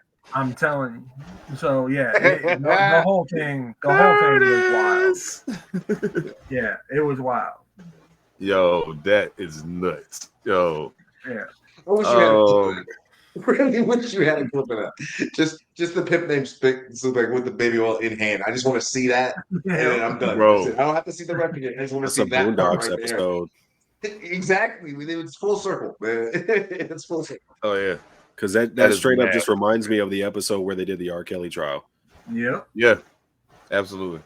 That's I was thinking that earlier today they was talking about it at work and it was like, yeah, you know, blah blah. I was like, dog, listen to me. Let me ask you a question. When in the history of history has a motherfucker that thought they had any chance of getting hung for the most dire shit that they was charged of not presented one fucking witness? Not one. Present a single witness. Not one. Now, I'm not the smartest guy in the world. I'm not. But if I swing at you and swing at you and swing at you and swing at you and swing at you, and at the end of it, you just stand there and look at me like, and you don't swing back, I should know I'm in trouble. I should consider myself fortunate that you're looking at me right now and giving me an opportunity to run. However, there are people who are so appalled at what's happening. Oh, God, I can't believe. Let me ask you something. At what juncture in your brain did the prosecution actually prove racketeering? Looked like to me, they were going out of their way to try to embarrass him about being freaky. Mm-hmm. They didn't give a fuck about no racketeering. They just figured if we embarrass you bad enough, they'll just go along with it. And that's really what this whole thing was about. This was never about putting him in jail for the rest of his life. It was never about, it was just about taking him off of the throne. He had too much power. So, you know, and that's why, like, the one thing that they took off the table was they said that they didn't have enough evidence that he forcibly detained Cassie.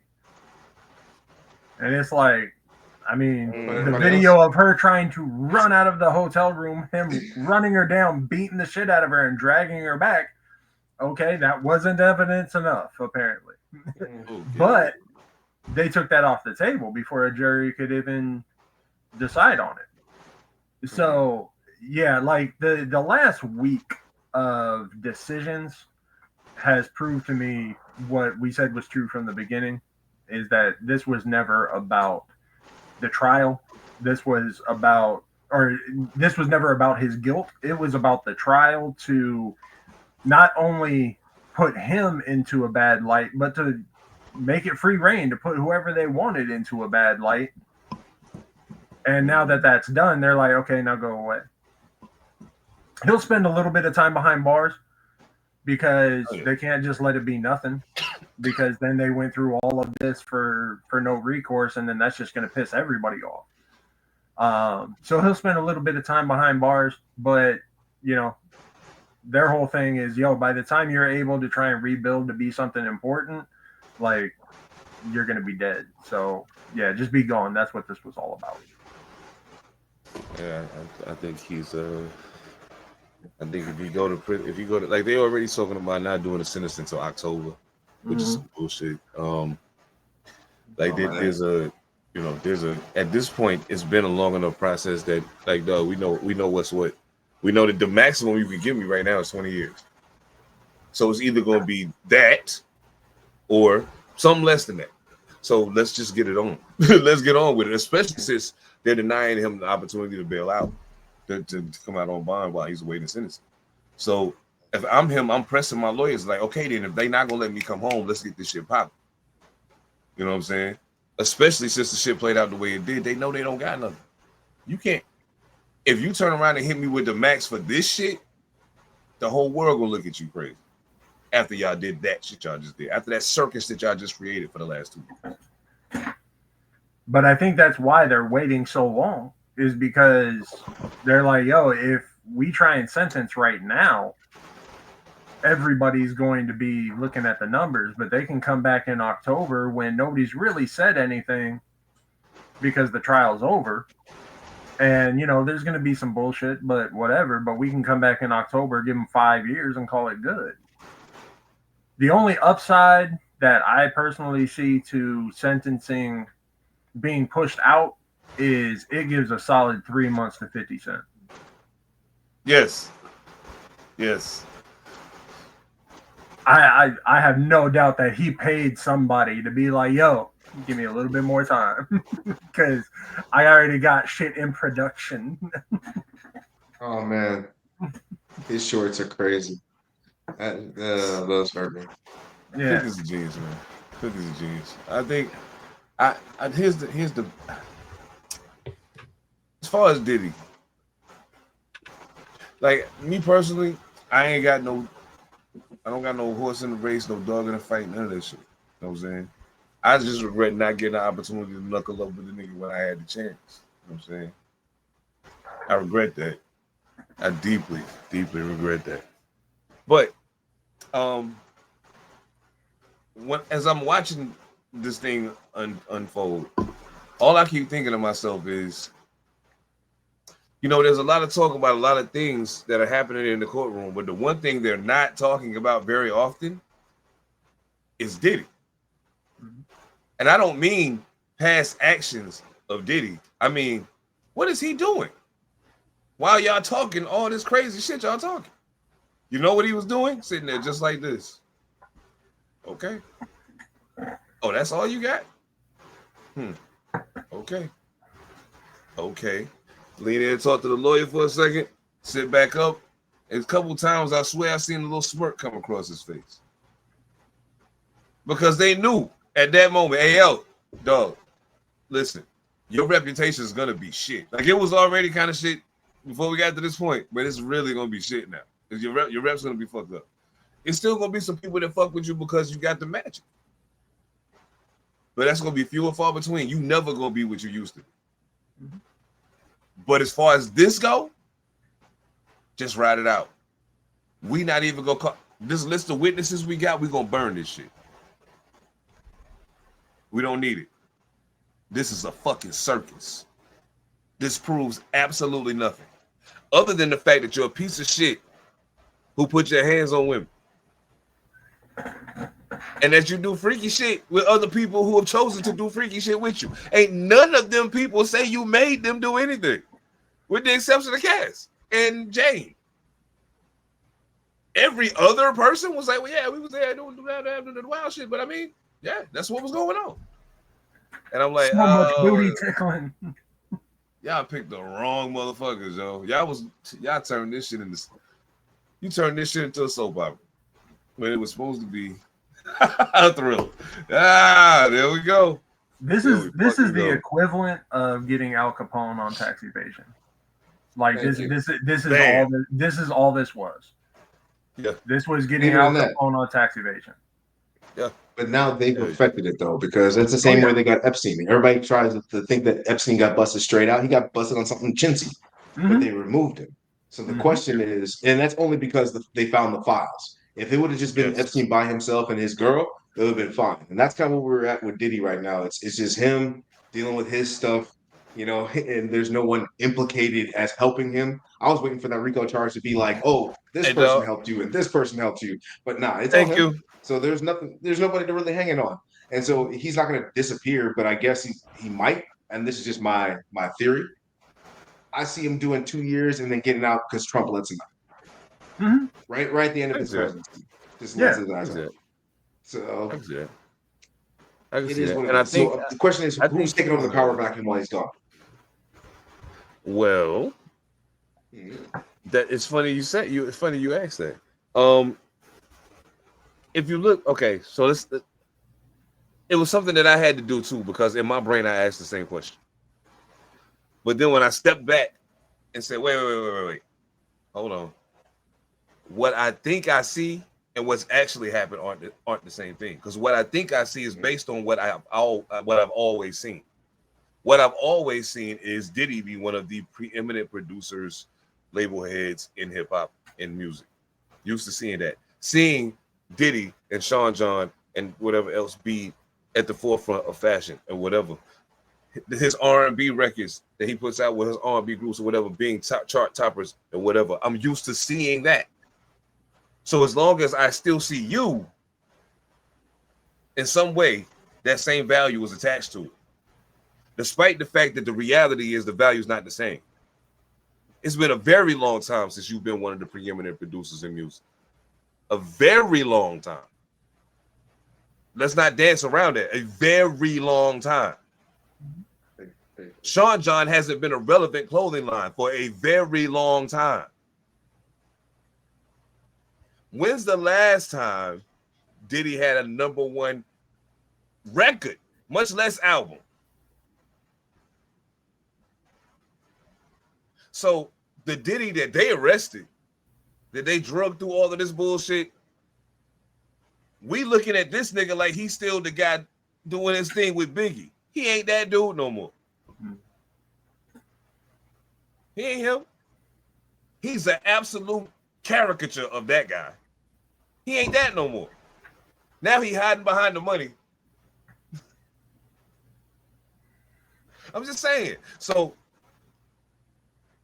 when it's all said and done, whatever time he go in, he come back out.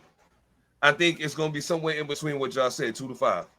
2 to 5 years, tops.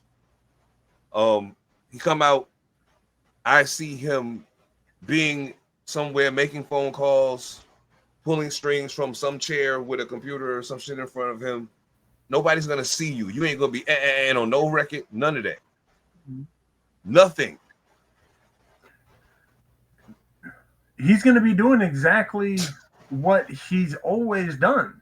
Because the thing is, the only reason that we saw Diddy so much is because he's arrogant, because he's verbose. But he could just as easy pull all of those strings from the shadows. So it's like, okay, you're just not going to have your face out there. But that doesn't mean like, so as far as the power vacuum, it's really not going to change in my opinion. Because it's just going to be a matter of he's not going to be so front facing. But, you know, being the head of the company, he really don't do shit unless he chooses to do shit. It's all of the other, you know, B grade managers and all them that are actually making the day-to-day go. So he could really be like nothing really changes. And he just takes kind of a step back and says, yeah, handle that shit. And then when the time comes that he feels that he can get out there, he'll put himself out there a little bit. And there's going to be a couple test runs where, you know, he goes and, you know, just features on a record where it's just that, and like, you know, he's going to have 2 bars on there. He's going to have an exit or something just to see how it goes. Like there's going to be a few test runs in different mediums. Off the bridge. Yeah. But overall, the day-to-day, it really need to change. He just isn't going to have his face on it so much. I can dig it. You're muted up, Percy. I'm not concerned about the day-to-day. I'm more concerned about, like you said, the pulling the strings from behind the scenes. My man was supposedly had, and I'm surprised they didn't talk about this and they just kind of dropped it. But he supposedly had, video evidence of everybody doing all the freaky stuff, and it was holding over everybody's head. And suddenly that just went away, right? That was all in the other house that they didn't raid. Yeah, according to his son. Yeah. Right. And so, so even if he had video evidence, if blackmail was really his game and that's what he was really about, he can do that from jail. He can do that from anywhere because he's got that stuff. So now it's his leverage. My thing is, who's going to make up the power vacuum now? Because, the Diddy parties were the point of blackmail. That was the way that he got his evidence, right? Mm-hmm. So who's going to be doing new parties? Because Hollywood ain't going to change. We still going to try to trap you with sex, man. So, like, who's going to be doing the new shit? I'm trying to get in on it, by the way. I'm trying to get an invitation because of what happened with Diddy. Because of what happened with Diddy, the faces that will be attached to these next parties that are going on will not be somebody that we know as a famous person. It'll be somebody that they've empowered to throw this party for them, and maybe they attend masqueraded or whatever the case may be, or maybe they don't always attend. They just get off on the whole. Maybe they in a whole nother room watching a fucking camera. That's how they get their rocks or whatever. You know what I'm saying? Well, you see, that's a cycle, right? Because that's how Epstein was. He wasn't really the face. He was just kind of there in the midst. You know what I mean? And no one knew that he was the dude running the whole thing. Yep. Nobody knew his name at all. Nobody knew Epstein's name until the trial. Yeah. So I mean, now they realize loud is no good. They might go back to being quiet again, and now we gotta wait another 20 years before somebody pops off with something else. Because that man was operating for a hot minute. And make no bones about it, like all of this shit is still happening. There is another Epstein's Island out there. There's another freak off that's been going on for a gang of time. We just haven't heard of it yet. This freak off's been going on since the trial been going on. Exactly. Since the Greeks. Yeah, like everybody wants to act like Epstein had the fucking monopoly, and then when it comes to entertainment, all of a sudden, like, oh, Diddy had the monopoly on fucking freak offs. It's like, yeah, maybe every third Thursday of the month. Like everybody knew to stay away from that date. Yeah. Well, the aim is always to get residency, right? I want the regular turnover. You know what I mean? Yeah. Hey, Epstein, I got my getaway weekends on Epstein. Like he had his residency. I heard this. I was listening to this podcast, and this girl was on there who said that she was she's an artist from LA, singer, rapper, blah blah blah blah blah. Supposedly, I mean, I couldn't see her because it was audio, but supposedly, really really pretty girl. And she ends up meeting a prince from some country, I can't recall. And he was like, "Yo, you know what I'm saying? You know what I'm saying? Come kick it with us." You know what I'm saying? I mean, she did her due diligence, and he really was a prince. Like it was legit. So okay, cool. They're doing their thing. She ain't got to pay for nothing. He was like, "Yo, I'm just over here. I'm over here in America, just getting my shit off, yo. Like I don't want you to think like I ain't trying to marry you and no shit like this. I'm just over here getting my shit off. Like just no one understand. We just kicking it. You know what I'm saying? Bitch, I ain't in love. Cool. So, but then he ended up taking her across the country to Miami. You know what I'm saying? So they go to Miami. They had this club kicking it. And all of a sudden, like, they in this room and all of these other girls come in. You know what I'm saying? Everybody drinking this all. You know what I'm saying? It's the prince, a few of his homies, but like 89% of the room is women. And they like, yo, we about to go to the party. Wait, we already at a club. What party we going to? Go to the house party. Oh shit, well, we leaving this fly ass club to go to a house party. It must be some extra lit shit, right? Boom, Diddy party. So, but she's saying the whole time she there, like, yo, I heard things about these parties. It's like specifically these Diddy parties. I'm not drinking nothing nobody give me. You know what I'm saying? I'm only smoking weed when I seen it be rolled. You know what I'm saying? Like, and it's somebody that I already know that I came here with. There's plenty of other people smoking weed, trying to pass it to me, and I'm like, nah. She says, Diddy keeps saying, yo, why don't you go in the house? Yo, why don't you go in the house? Because she outside around the pool area. Why you keep trying to get her to go in the house? Then she started noticing everybody that go in the house come back out, but they always end up going back in the house, but they all end up with white robes on. Like, she don't even know if they still got their clothes on under. You know what I mean? So at some point, boom, boom, boom, she ends up in the house. She says she sees a room with what she initially thought were little people dressed up in costumes or get-ups. She said, but the closer she looked, and she said, not trying to be funny, but there's certain characteristics that'll tell you it's a little person. I didn't see those things. There were just little people. And I was like, oh, okay, gotcha. Whole lot of things going on. Long story less long. The conversation started going around the whole group of girls that came there together with the prince and his people about going to Cuba that night. Them taking all of them girls to Cuba that night, along with Diddy and his squad. She said, I got the fuck out the door so fast. She's like, I don't know shit about Florida. I had to finagle my way. I got my phone back. I had to finagle my way, use the GPS to try to find my way back to where the fuck we were staying to go get my shit. She said I had to walk a long motherfucking way, but I got there. I called the police. I told them what the fuck was up. The motherfuckers. She said, fuck that. They ain't even do nothing. They ain't never even go there. They came here, got my report, took me to the motherfucking airport and dipped the fuck out. I was like, God. Drop her off. I mean, but I'm just saying, like, so give them whatever time you're gonna give them. Do whatever. At this point, I think everything that's happening now is happening for a purpose of specifically what y'all said previously. That's just exposing what's been happening all this time. And only by doing this now and starting to destroy some of these false empires that have been built, can you begin to start building real ones. You know what I'm saying? Like, it's a reason why something like Ruckus went away. Ruckus was supposed to still be right now. If there was ever a record label that I would have signed with without hesitation, it would have been Ruckus.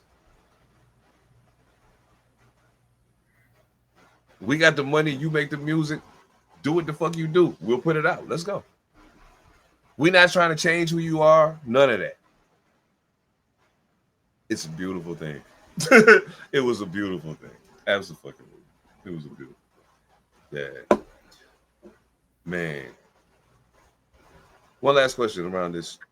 If you could say anything, however brief you want to make it, if you could say anything to the people who are actual victims of Diddy, who are going to end up having to settle for whatever sham version of justice comes out of what we just witnessed. I don't know. Like, well, I feel for those people.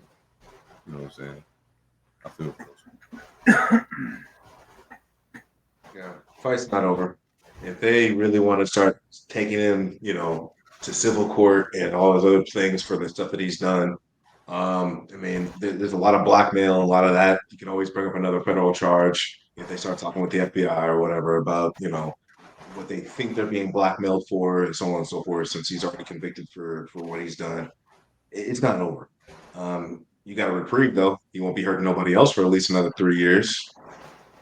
So start raising some awareness about the industry. Hopefully start helping change it. So this doesn't happen again. But, we already know there's another island. So just keep your kids, keep your neighborhoods and the communities away from that kind of craziness, and don't endorse it with the music if you know that's what's going down. So yeah, they're gonna slap him with a fine that is gonna hurt, but it's not gonna be deadly. But that's the state is banking on civil lawsuits. Like that's always the second step. Like, they're like, yo, he's gonna, like, that's where he's going to be, quote unquote, bankrupt. So yeah, file your civil lawsuits. That's what this shit was all about. But at the end of the day, get whatever therapy you need to get. The best way that you can look at it is, hopefully when this whole thing started, you didn't think that justice was going to be served. If you did, then hopefully this gave you a better inclination as far as what the justice system actually is, because this was never about justice. You know, we might consider some of these false kingdoms. To the system, it wasn't about taking down a false kingdom to put something better in place. It was to take, you know, monicums of power away from people that they're not in full control of. That's all this was about. This was never about justice. So hopefully you didn't go into it feeling like justice was going to be served. It was never meant to be. And, you know, but go file your lawsuit and get your money. That's the best thing that can come of this. I mean, unfortunately. Yeah, I feel you. I feel like for people who are more deciding to just kind of get the payout and be done with it, wash their hands because of this whole ordeal, I think that's an opportunity to, like Percy said, raise awareness and or, you know, use it to build onto something better for the future for yourself. I think there's an opportunity to start anew coming out of things like this, because the curtain's been pulled, and so everybody now sees exactly what's going on. So if that's not relief enough, then, you know, hopefully whatever you receive from it that's actually tangible, that, you know, you're able to do something good with it. Be wary of what doors you walk into. Mm-hmm. Yeah. Charles Gambino says stay woke. Damn, I feel like the bad guy now. Okay. If I had a word for you, it would be this. I hope that you find some degree of closure in, if nothing else, as P said, knowing that there will at least be a reprieve of some sort, and there is the probability that a lesson can be learned. As a, you know, graduate of the finer halls of Penn State, I can tell you there are plenty of people there who are just dying to teach you things. Just dying to teach you things. And I hope that you get a very scholarly brother who wants to take you into the depths of the knowledge that he's gained. That's the button. You know what he's doing. Yeah, he's an avid learner, though. Diddy's an avid learner. Tickling that booty. Yeah. That's what I heard. But see, that's the problem, because like I completely agree with what you're saying, but everything that we've learned, to some people, it just ain't a problem. True. All you're doing, like at this point, all that is relocation. Yeah. Freak off San Quentin, you know. Yeah. Like, yeah. So I mean, honestly, there's no real solace even in that. Well, I mean, no, I was going somewhere with that, but like, yeah, there's a lot of things you can get stabbed. Let's put it like that. There are, absolutely. And when you come home, you know, I hope that you survive that to come back to the free cipher with the rest of us. And I hope that the extremely educationally gifted members of every family of anyone that you ever harmed make the rest of your days a haunted hell that you have to look over your shoulder everywhere you go forever. That's what I hope for you. That's what I hope for all of y'all, that y'all can give him that gift. I think he deserves it. I think he's earned it. And I for one am all for rewarding people with what they've earned. This is not some participation trophy shit we talking here. This motherfucker is world-class, all-star, first-team, All-American. So, reward him accordingly. That's all I'm saying. That's all I'm saying. I ain't trying to be no troublemaker. At the very least, you can say that the spotlight's out there now. Like, you know, everybody already knew. Like, but the thing is, everybody already knew in certain circles. But now your average middle-aged white motherfucker, like they've heard about the nastiness of Diddy now. So like the spotlight. My goodness, Carol, have you heard about Diddy? Exactly. So like I can say that the spotlight is definitely more glaring now. So maybe that'll have an effect. Yeah, hell yeah, no doubt. I feel. You know, I actually say something good did come out of this. I got to hear British television talk about Diddy, Mr. Combs, Mr. Sean Combs, and constantly the dude was he sounded so elegant, and then they read the charges and all the different accounts, and it's just like wow. And they were so proper with it. It's so nice that they can turn something that dirty and that nasty into exactly right. It was so good. It was still, like watching was it PBS? You know what I mean? Like I watched. Yo, that's crazy. What has you been a freak off? Yo, Mr. Combs, Mr. Combs. Mr. Combs. That's just wild, yo. Nah, but yeah, like yeah, let justice be done. You know what I'm saying? Salute to all the people who were actually impacted by this goofball. Yeah, wish I nothing but the best. I mean, shit. Where we at? We got a little something. P, you asked an interesting question, and I'm glad you asked it because I think that that's you know, like I said, I don't think we talk about film and shit like that enough. But you asked a very interesting question, or brought forth a very interesting concept to be considered. So, I if you don't mind sharing, I would love to explore that a little more here at this point. Well, I was just kind of, thinking the other day, all these all these actors and stuff like that, especially like when I was looking at the Diddy trial, and I was watching who was actually on the witness list and stuff like that, and I'm thinking, he blackmailed you, or this person's holding this over your head, like George Clooney or Keanu Reeves was on that list, and I'm thinking, these guys are actual fighters, like they've done movie stuff and they've trained, but they're actual fighters. How is somebody holding this really over their head? And if you hear the Keanu Reeves story and how he's tied to Diddy, it's crazy, but he walked it without having any kind of altercation. So his John Wick skills. I think Diddy might have been a little worried that he actually knows what this is about. But then I started thinking about other actors, like how many other actors actually have skills? Like, you know what I mean? And so I was like thinking about it, and one of my favorite movies is Scott Pilgrim, and the lead actor Michael Cera. I didn't know that dude's a black belt. Like, he actually has skills. That's crazy.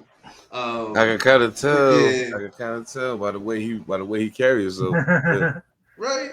You wouldn't think, but all the moves that he does in that movie, that's all him.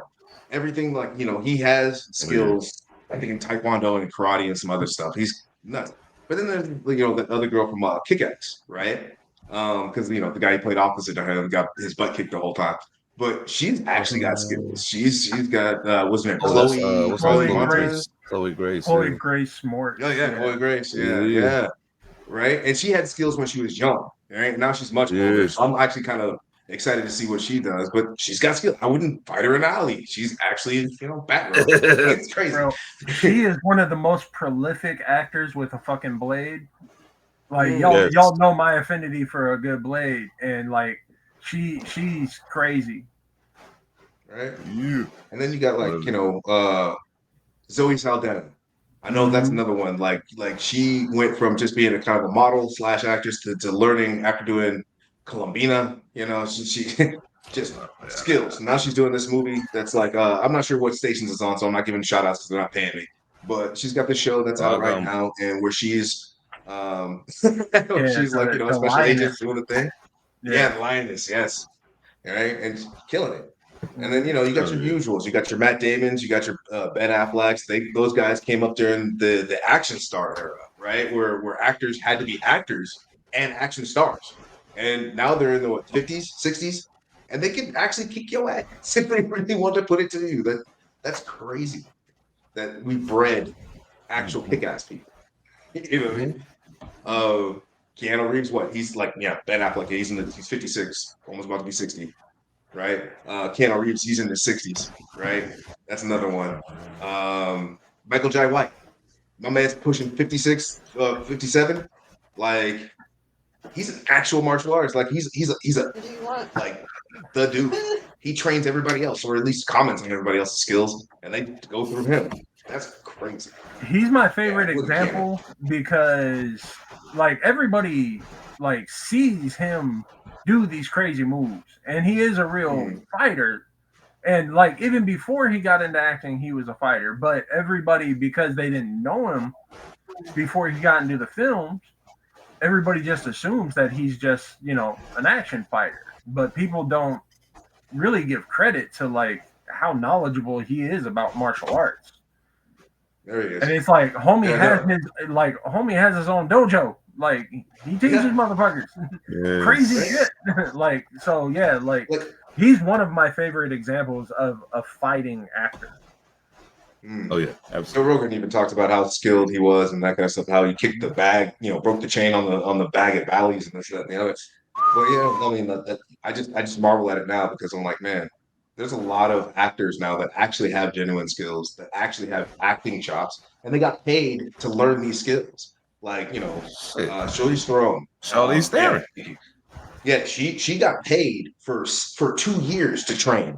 And so she could do a series of 3 movies. But the way she stacked it, man, she was just getting basic combat training that I would normally, when I was in, you know, the military, I'd have to sit there and petition and go through tryouts and stuff like that. She just got to get, you know, trained up every weekend for like, you know, 3 years straight. But she got mad skills. She's got mad skills. She said she's really good with a throwing knife. She's really good with the 9mm. She got a new movie coming out on Netflix that's the Old Guard 2, which is a follow-up. Oh, yeah. So she's gonna be out there gunning and stuff like that. You know. And we can always go down like Chris Helmsworth and all those other cats, like Denzel. Oh man, Denzel. Got done watching the Equalizer series. Okay, I wish Hollywood wasn't racist, because I would have picked Denzel a long time ago to play Batman. Because if you've seen the Equalizer series, this dude would be ghosting up on people and disappearing on people and just be jacking them up like Batman. This guy's dangerous, and he's like 72. Black man. Like, yeah. Actually, you know, okay, yeah. Now that we're talking about him, I was about to say I'm not gonna go away from Denzel and bring this up, but you talked about Old Guard. Somebody that got added to the second movie for Old Guard was Uma Thurman, who is another trained, like, you know, because when she was doing Kill Bill, and a few other roles that she's done, like she's very well trained at this point, and that's why they put her in the film. But a lot of the female action stars are just cascading past a lot of these motherfuckers. Yes. Well, see, okay, so like this guy right here, this is the one that I don't think anybody realizes. Yeah, Nick Frost, man. Hot Fuzz, hilarious. Like anything he does with Simon Pegg, hilarious. Great comedian, right? You wouldn't know this guy's like, you know, a brown belt in Taekwondo. He did a show on, he did a show called The Badlands, where he's just, you know, he's kicking butt like Sammo Hung. If you guys know who Sammo Hung is, his old school Jackie Chan partner, you know, back in the day when they did some high flying action. He's like that, he's impressive with his actual skill set. He knows long fists. He knows other different kung fu martial art, you know, kung fu style martial arts. Very, very impressive. I'm just I like the fact that these actors are actually putting their full bodies into it. Unlike, say, what in the 80s, right, we had the guy who just looked good and who, you know, didn't do his action, and you see the bad stunt double wig and all that pop in. You know, it was, you know, around the 90s where they're like, yo, we want to see your face. And I have to give it to Keanu because, like, you know, The Matrix kind of really set that off. Him, Lawrence Fishburne, and Fisher, Carrie-Anne Moss. Like, Carrie-Anne Moss, yeah. So, like, they kind of set the bar. And then after that, you got your Born Identities and all the rest of them that came after that. And so, you know, but now it's funny because, like, you look at the new movies that are coming out, and if there's action, it's almost like it's required for them to bulk up, do the thing, and so on and so forth. And I don't know. I'm not surprised anymore. It's almost like it's required. I don't know how y'all think about it. Like, if you actually recognize that a lot of these actors out here, I mean, a lot of them, about 75% of them, actually have martial arts skills from judo to something else. Oh, yeah. Just in case they get called up. And, yeah, I know you guys are all fighters and stuff, so it's like, you know. He has some skills.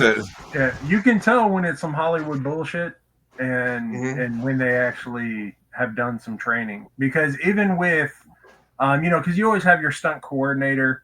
A lot of times though, when we hear the term choreographer, everybody thinks dance. But there are fight choreographers that are very prolific in Hollywood that, like in a script, it'll just say, okay, there's a fight scene. And a choreographer comes in and actually builds that fight scene. And even with a very well-structured and choreographed fight scene, the actor has to sell it. And you can tell every time when an actor has trained to sell it and they're actually in the process of building with the choreographer, or when they come in and they say, okay, so these are the steps, and it's almost like, okay, I need to learn this dance. I don't need to become a dancer, but I need to learn this dance. And there's a vast difference between those things. And you can tell who put the time in to become a dancer and who put the time in to just learn to dance. And it's the exact same thing with fighting. Yes. Again, shout out to Keanu Reeves, because if you go and watch any of the behind the scenes stuff, as he's working with a lot of these choreographers, he's putting in his own notes saying like, yo, well, what if we did this? And then, I would come in and he's throwing out all these different moves of all these different arts that he knows. And, he's even structuring some of the stunts at that point himself, because he's saying like, okay, so and then we can go right into this. And he's part of a choreography now. And the cool part about Keanu is he knows his body, right? So he knows he's old. He's been broken off doing all these movies from Matrix to John Wick. And if you watch the John Wick series as it progresses, you can see, hey, my hip is not so good. So I'm not going to do these fall downstairs thing like I did in the first two movies, but I'm gonna do this, which is still going to sell it. Which is still going to, because he knows what he's doing. So and it makes you feel like, oh yeah, he's getting older. And it's fine because he's still badass. He's still it tracks because he's supposed to get older. It makes it more realistic. Oh, Wesley Snipes, that's another one. Yeah. That is probably the OG for actors that can act and fight. Richard Roundtree, he can throw a punch, but Wesley had them hands and them feet. Honestly, if it wasn't for Wesley Snipes, I don't know if Michael Jai White gets the look that he has now. Whether you're talking about Blade or Passenger 57, a lot of these older movies worked their way into coming up with a lot of action films that brought in characters that aren't traditionally known for their martial arts. And Wesley Snipes spearheaded that. Yeah. But, we can't really put Michael Jai White to that because, Michael Jai White, he did Spawn. I don't think everybody remember he was the first Spawn, right? Yeah. And I don't know, the suit they had him in and all that kind of just didn't utilize his skills because it was way too stiff of rubber and all that good stuff. This is back in the day, Yeah. But you see him in Blood and Bone now. You see him in some of these other movies. And I was actually kind of disappointed when I saw him in Dark Knight because I actually thought he was going to fight. I thought he was going to be like a Bronze Tiger or something. But, they killed him off quick. And I was like, nah, why? But it is what it is. But they need to utilize it because he's actually gotten better in skills in acting, right? His fighting skills are better than anybody on the screen. And, let's give the guy some range. Let's put it out there. Gotta do it. Robert Downey Jr. Oh, wait, that's the dog thing, right? This is how we're going to end it out. I got to do it. RDJ trained up a lot, too. Yeah. Robert Downey Jr. trained up a lot, and then he trained his dog. Yeah, he did. Look at that corner side. Look at that corner, man. You see that? I wish you could have a highlighter. I wish you could highlight that. Yep. I am pity as fuck, too. Just to read the caption, it says, so we're really going to pretend RDJ's dog isn't clapping human cheeks in the corner. Yeah. It's definitely happening. Yeah. It is happening. It is going down. He turned his head. He turned his head. Yeah. He's like, oh, shit. Yeah. If you see the look on his TMZ's face, going to have a field day. Yeah. His wife looks disgusting. Field day. Everybody's just like, whoa, he's really doing it. Yeah. Rhonda's in there messing with the dog again. Dude, what the fuck? Hey, He's Rob, really what's giving wrong it to with it. your dog, man? That's what dude that got his head turned his ass. What the fuck's wrong with your dog? God, that's just fucking crazy. Oh man, okay, yo, that's dope. Yeah, and you know what? It's crazy. If y'all have some other actors, actresses, musicians even that you may know of who have skills outside of their particular art that they're known for on the martial side, like Lupe Fiasco, salute to him for sure. Yeah. Make sure y'all put them in the comments, man. Bill with us. Let's make this a whole board. Let's get them their flowers while we got anybody that says Drake, I'm dragging you. Oh, come on, man. Yeah. We're not talking about. You know what? I'm not gonna do it tonight. I'm gonna be good-ish. We're talking about fighters. Yeah, we're talking about fighters. We're not talking Mojo, about there's a whole thing where people say that Drake has been training in boxing and that he's starting to transition over to martial arts, and it's all So don't just know that anybody that says Drake, you're gonna get dragged. Yes. Interesting. Absolutely. Oh man, let's throw this thing around the cipher so we can get out of here. Any last thoughts on anything we've had to discuss tonight? We're just gonna go around the board. Fuck it. P7. Ooh, morality is subjective, but the law is not. When you break it, karma comes for you, even if it's gonna be 2 to 5. You know what I mean? You might get your neck broken like Epstein. You might not. Who knows? But it always comes back around. You're always gonna have to pay the dues. So. That's the thing. Even if you're playing with booty holes. Yeah. You're doing that.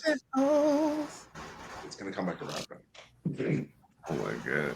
That is Mojo. Nice.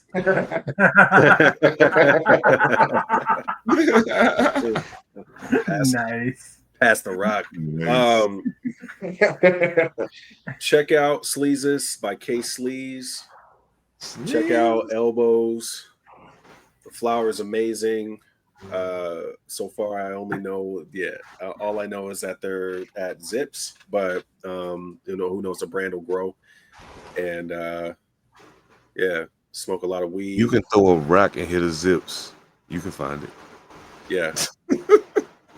Really high quality for a really decent price. Otherwise, Son of the Morning. Shout out SCP. No way. You didn't pack. See, this is why Mojo didn't make the basketball team. Monster, listen. Book of Monster is coming very soon. And there's. I'm gonna start looking at endorsements into Butter My Corn and shout out to the bride. We got our anniversary coming up and we're booking tickets right now. I'm gonna go try and convince her to come down to Texas and butter your corn. Yeah. Oh my god. Oh my god, yo, what the fuck? What man should be out of jail by then? Yeah. Okay. I mean, because I never travel if I'm not and don't put a little work into it. So I can go set up an interview. She can go to a spa day or something, and I'm gonna go set up an interview. I might post bail. I don't know. It depends.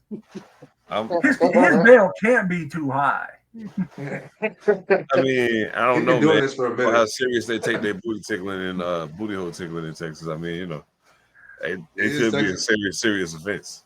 I mean, if you think about it, Bree, Sandra Bland died for a traffic offense. Anyway, we ain't gonna do that. I'm gonna be good.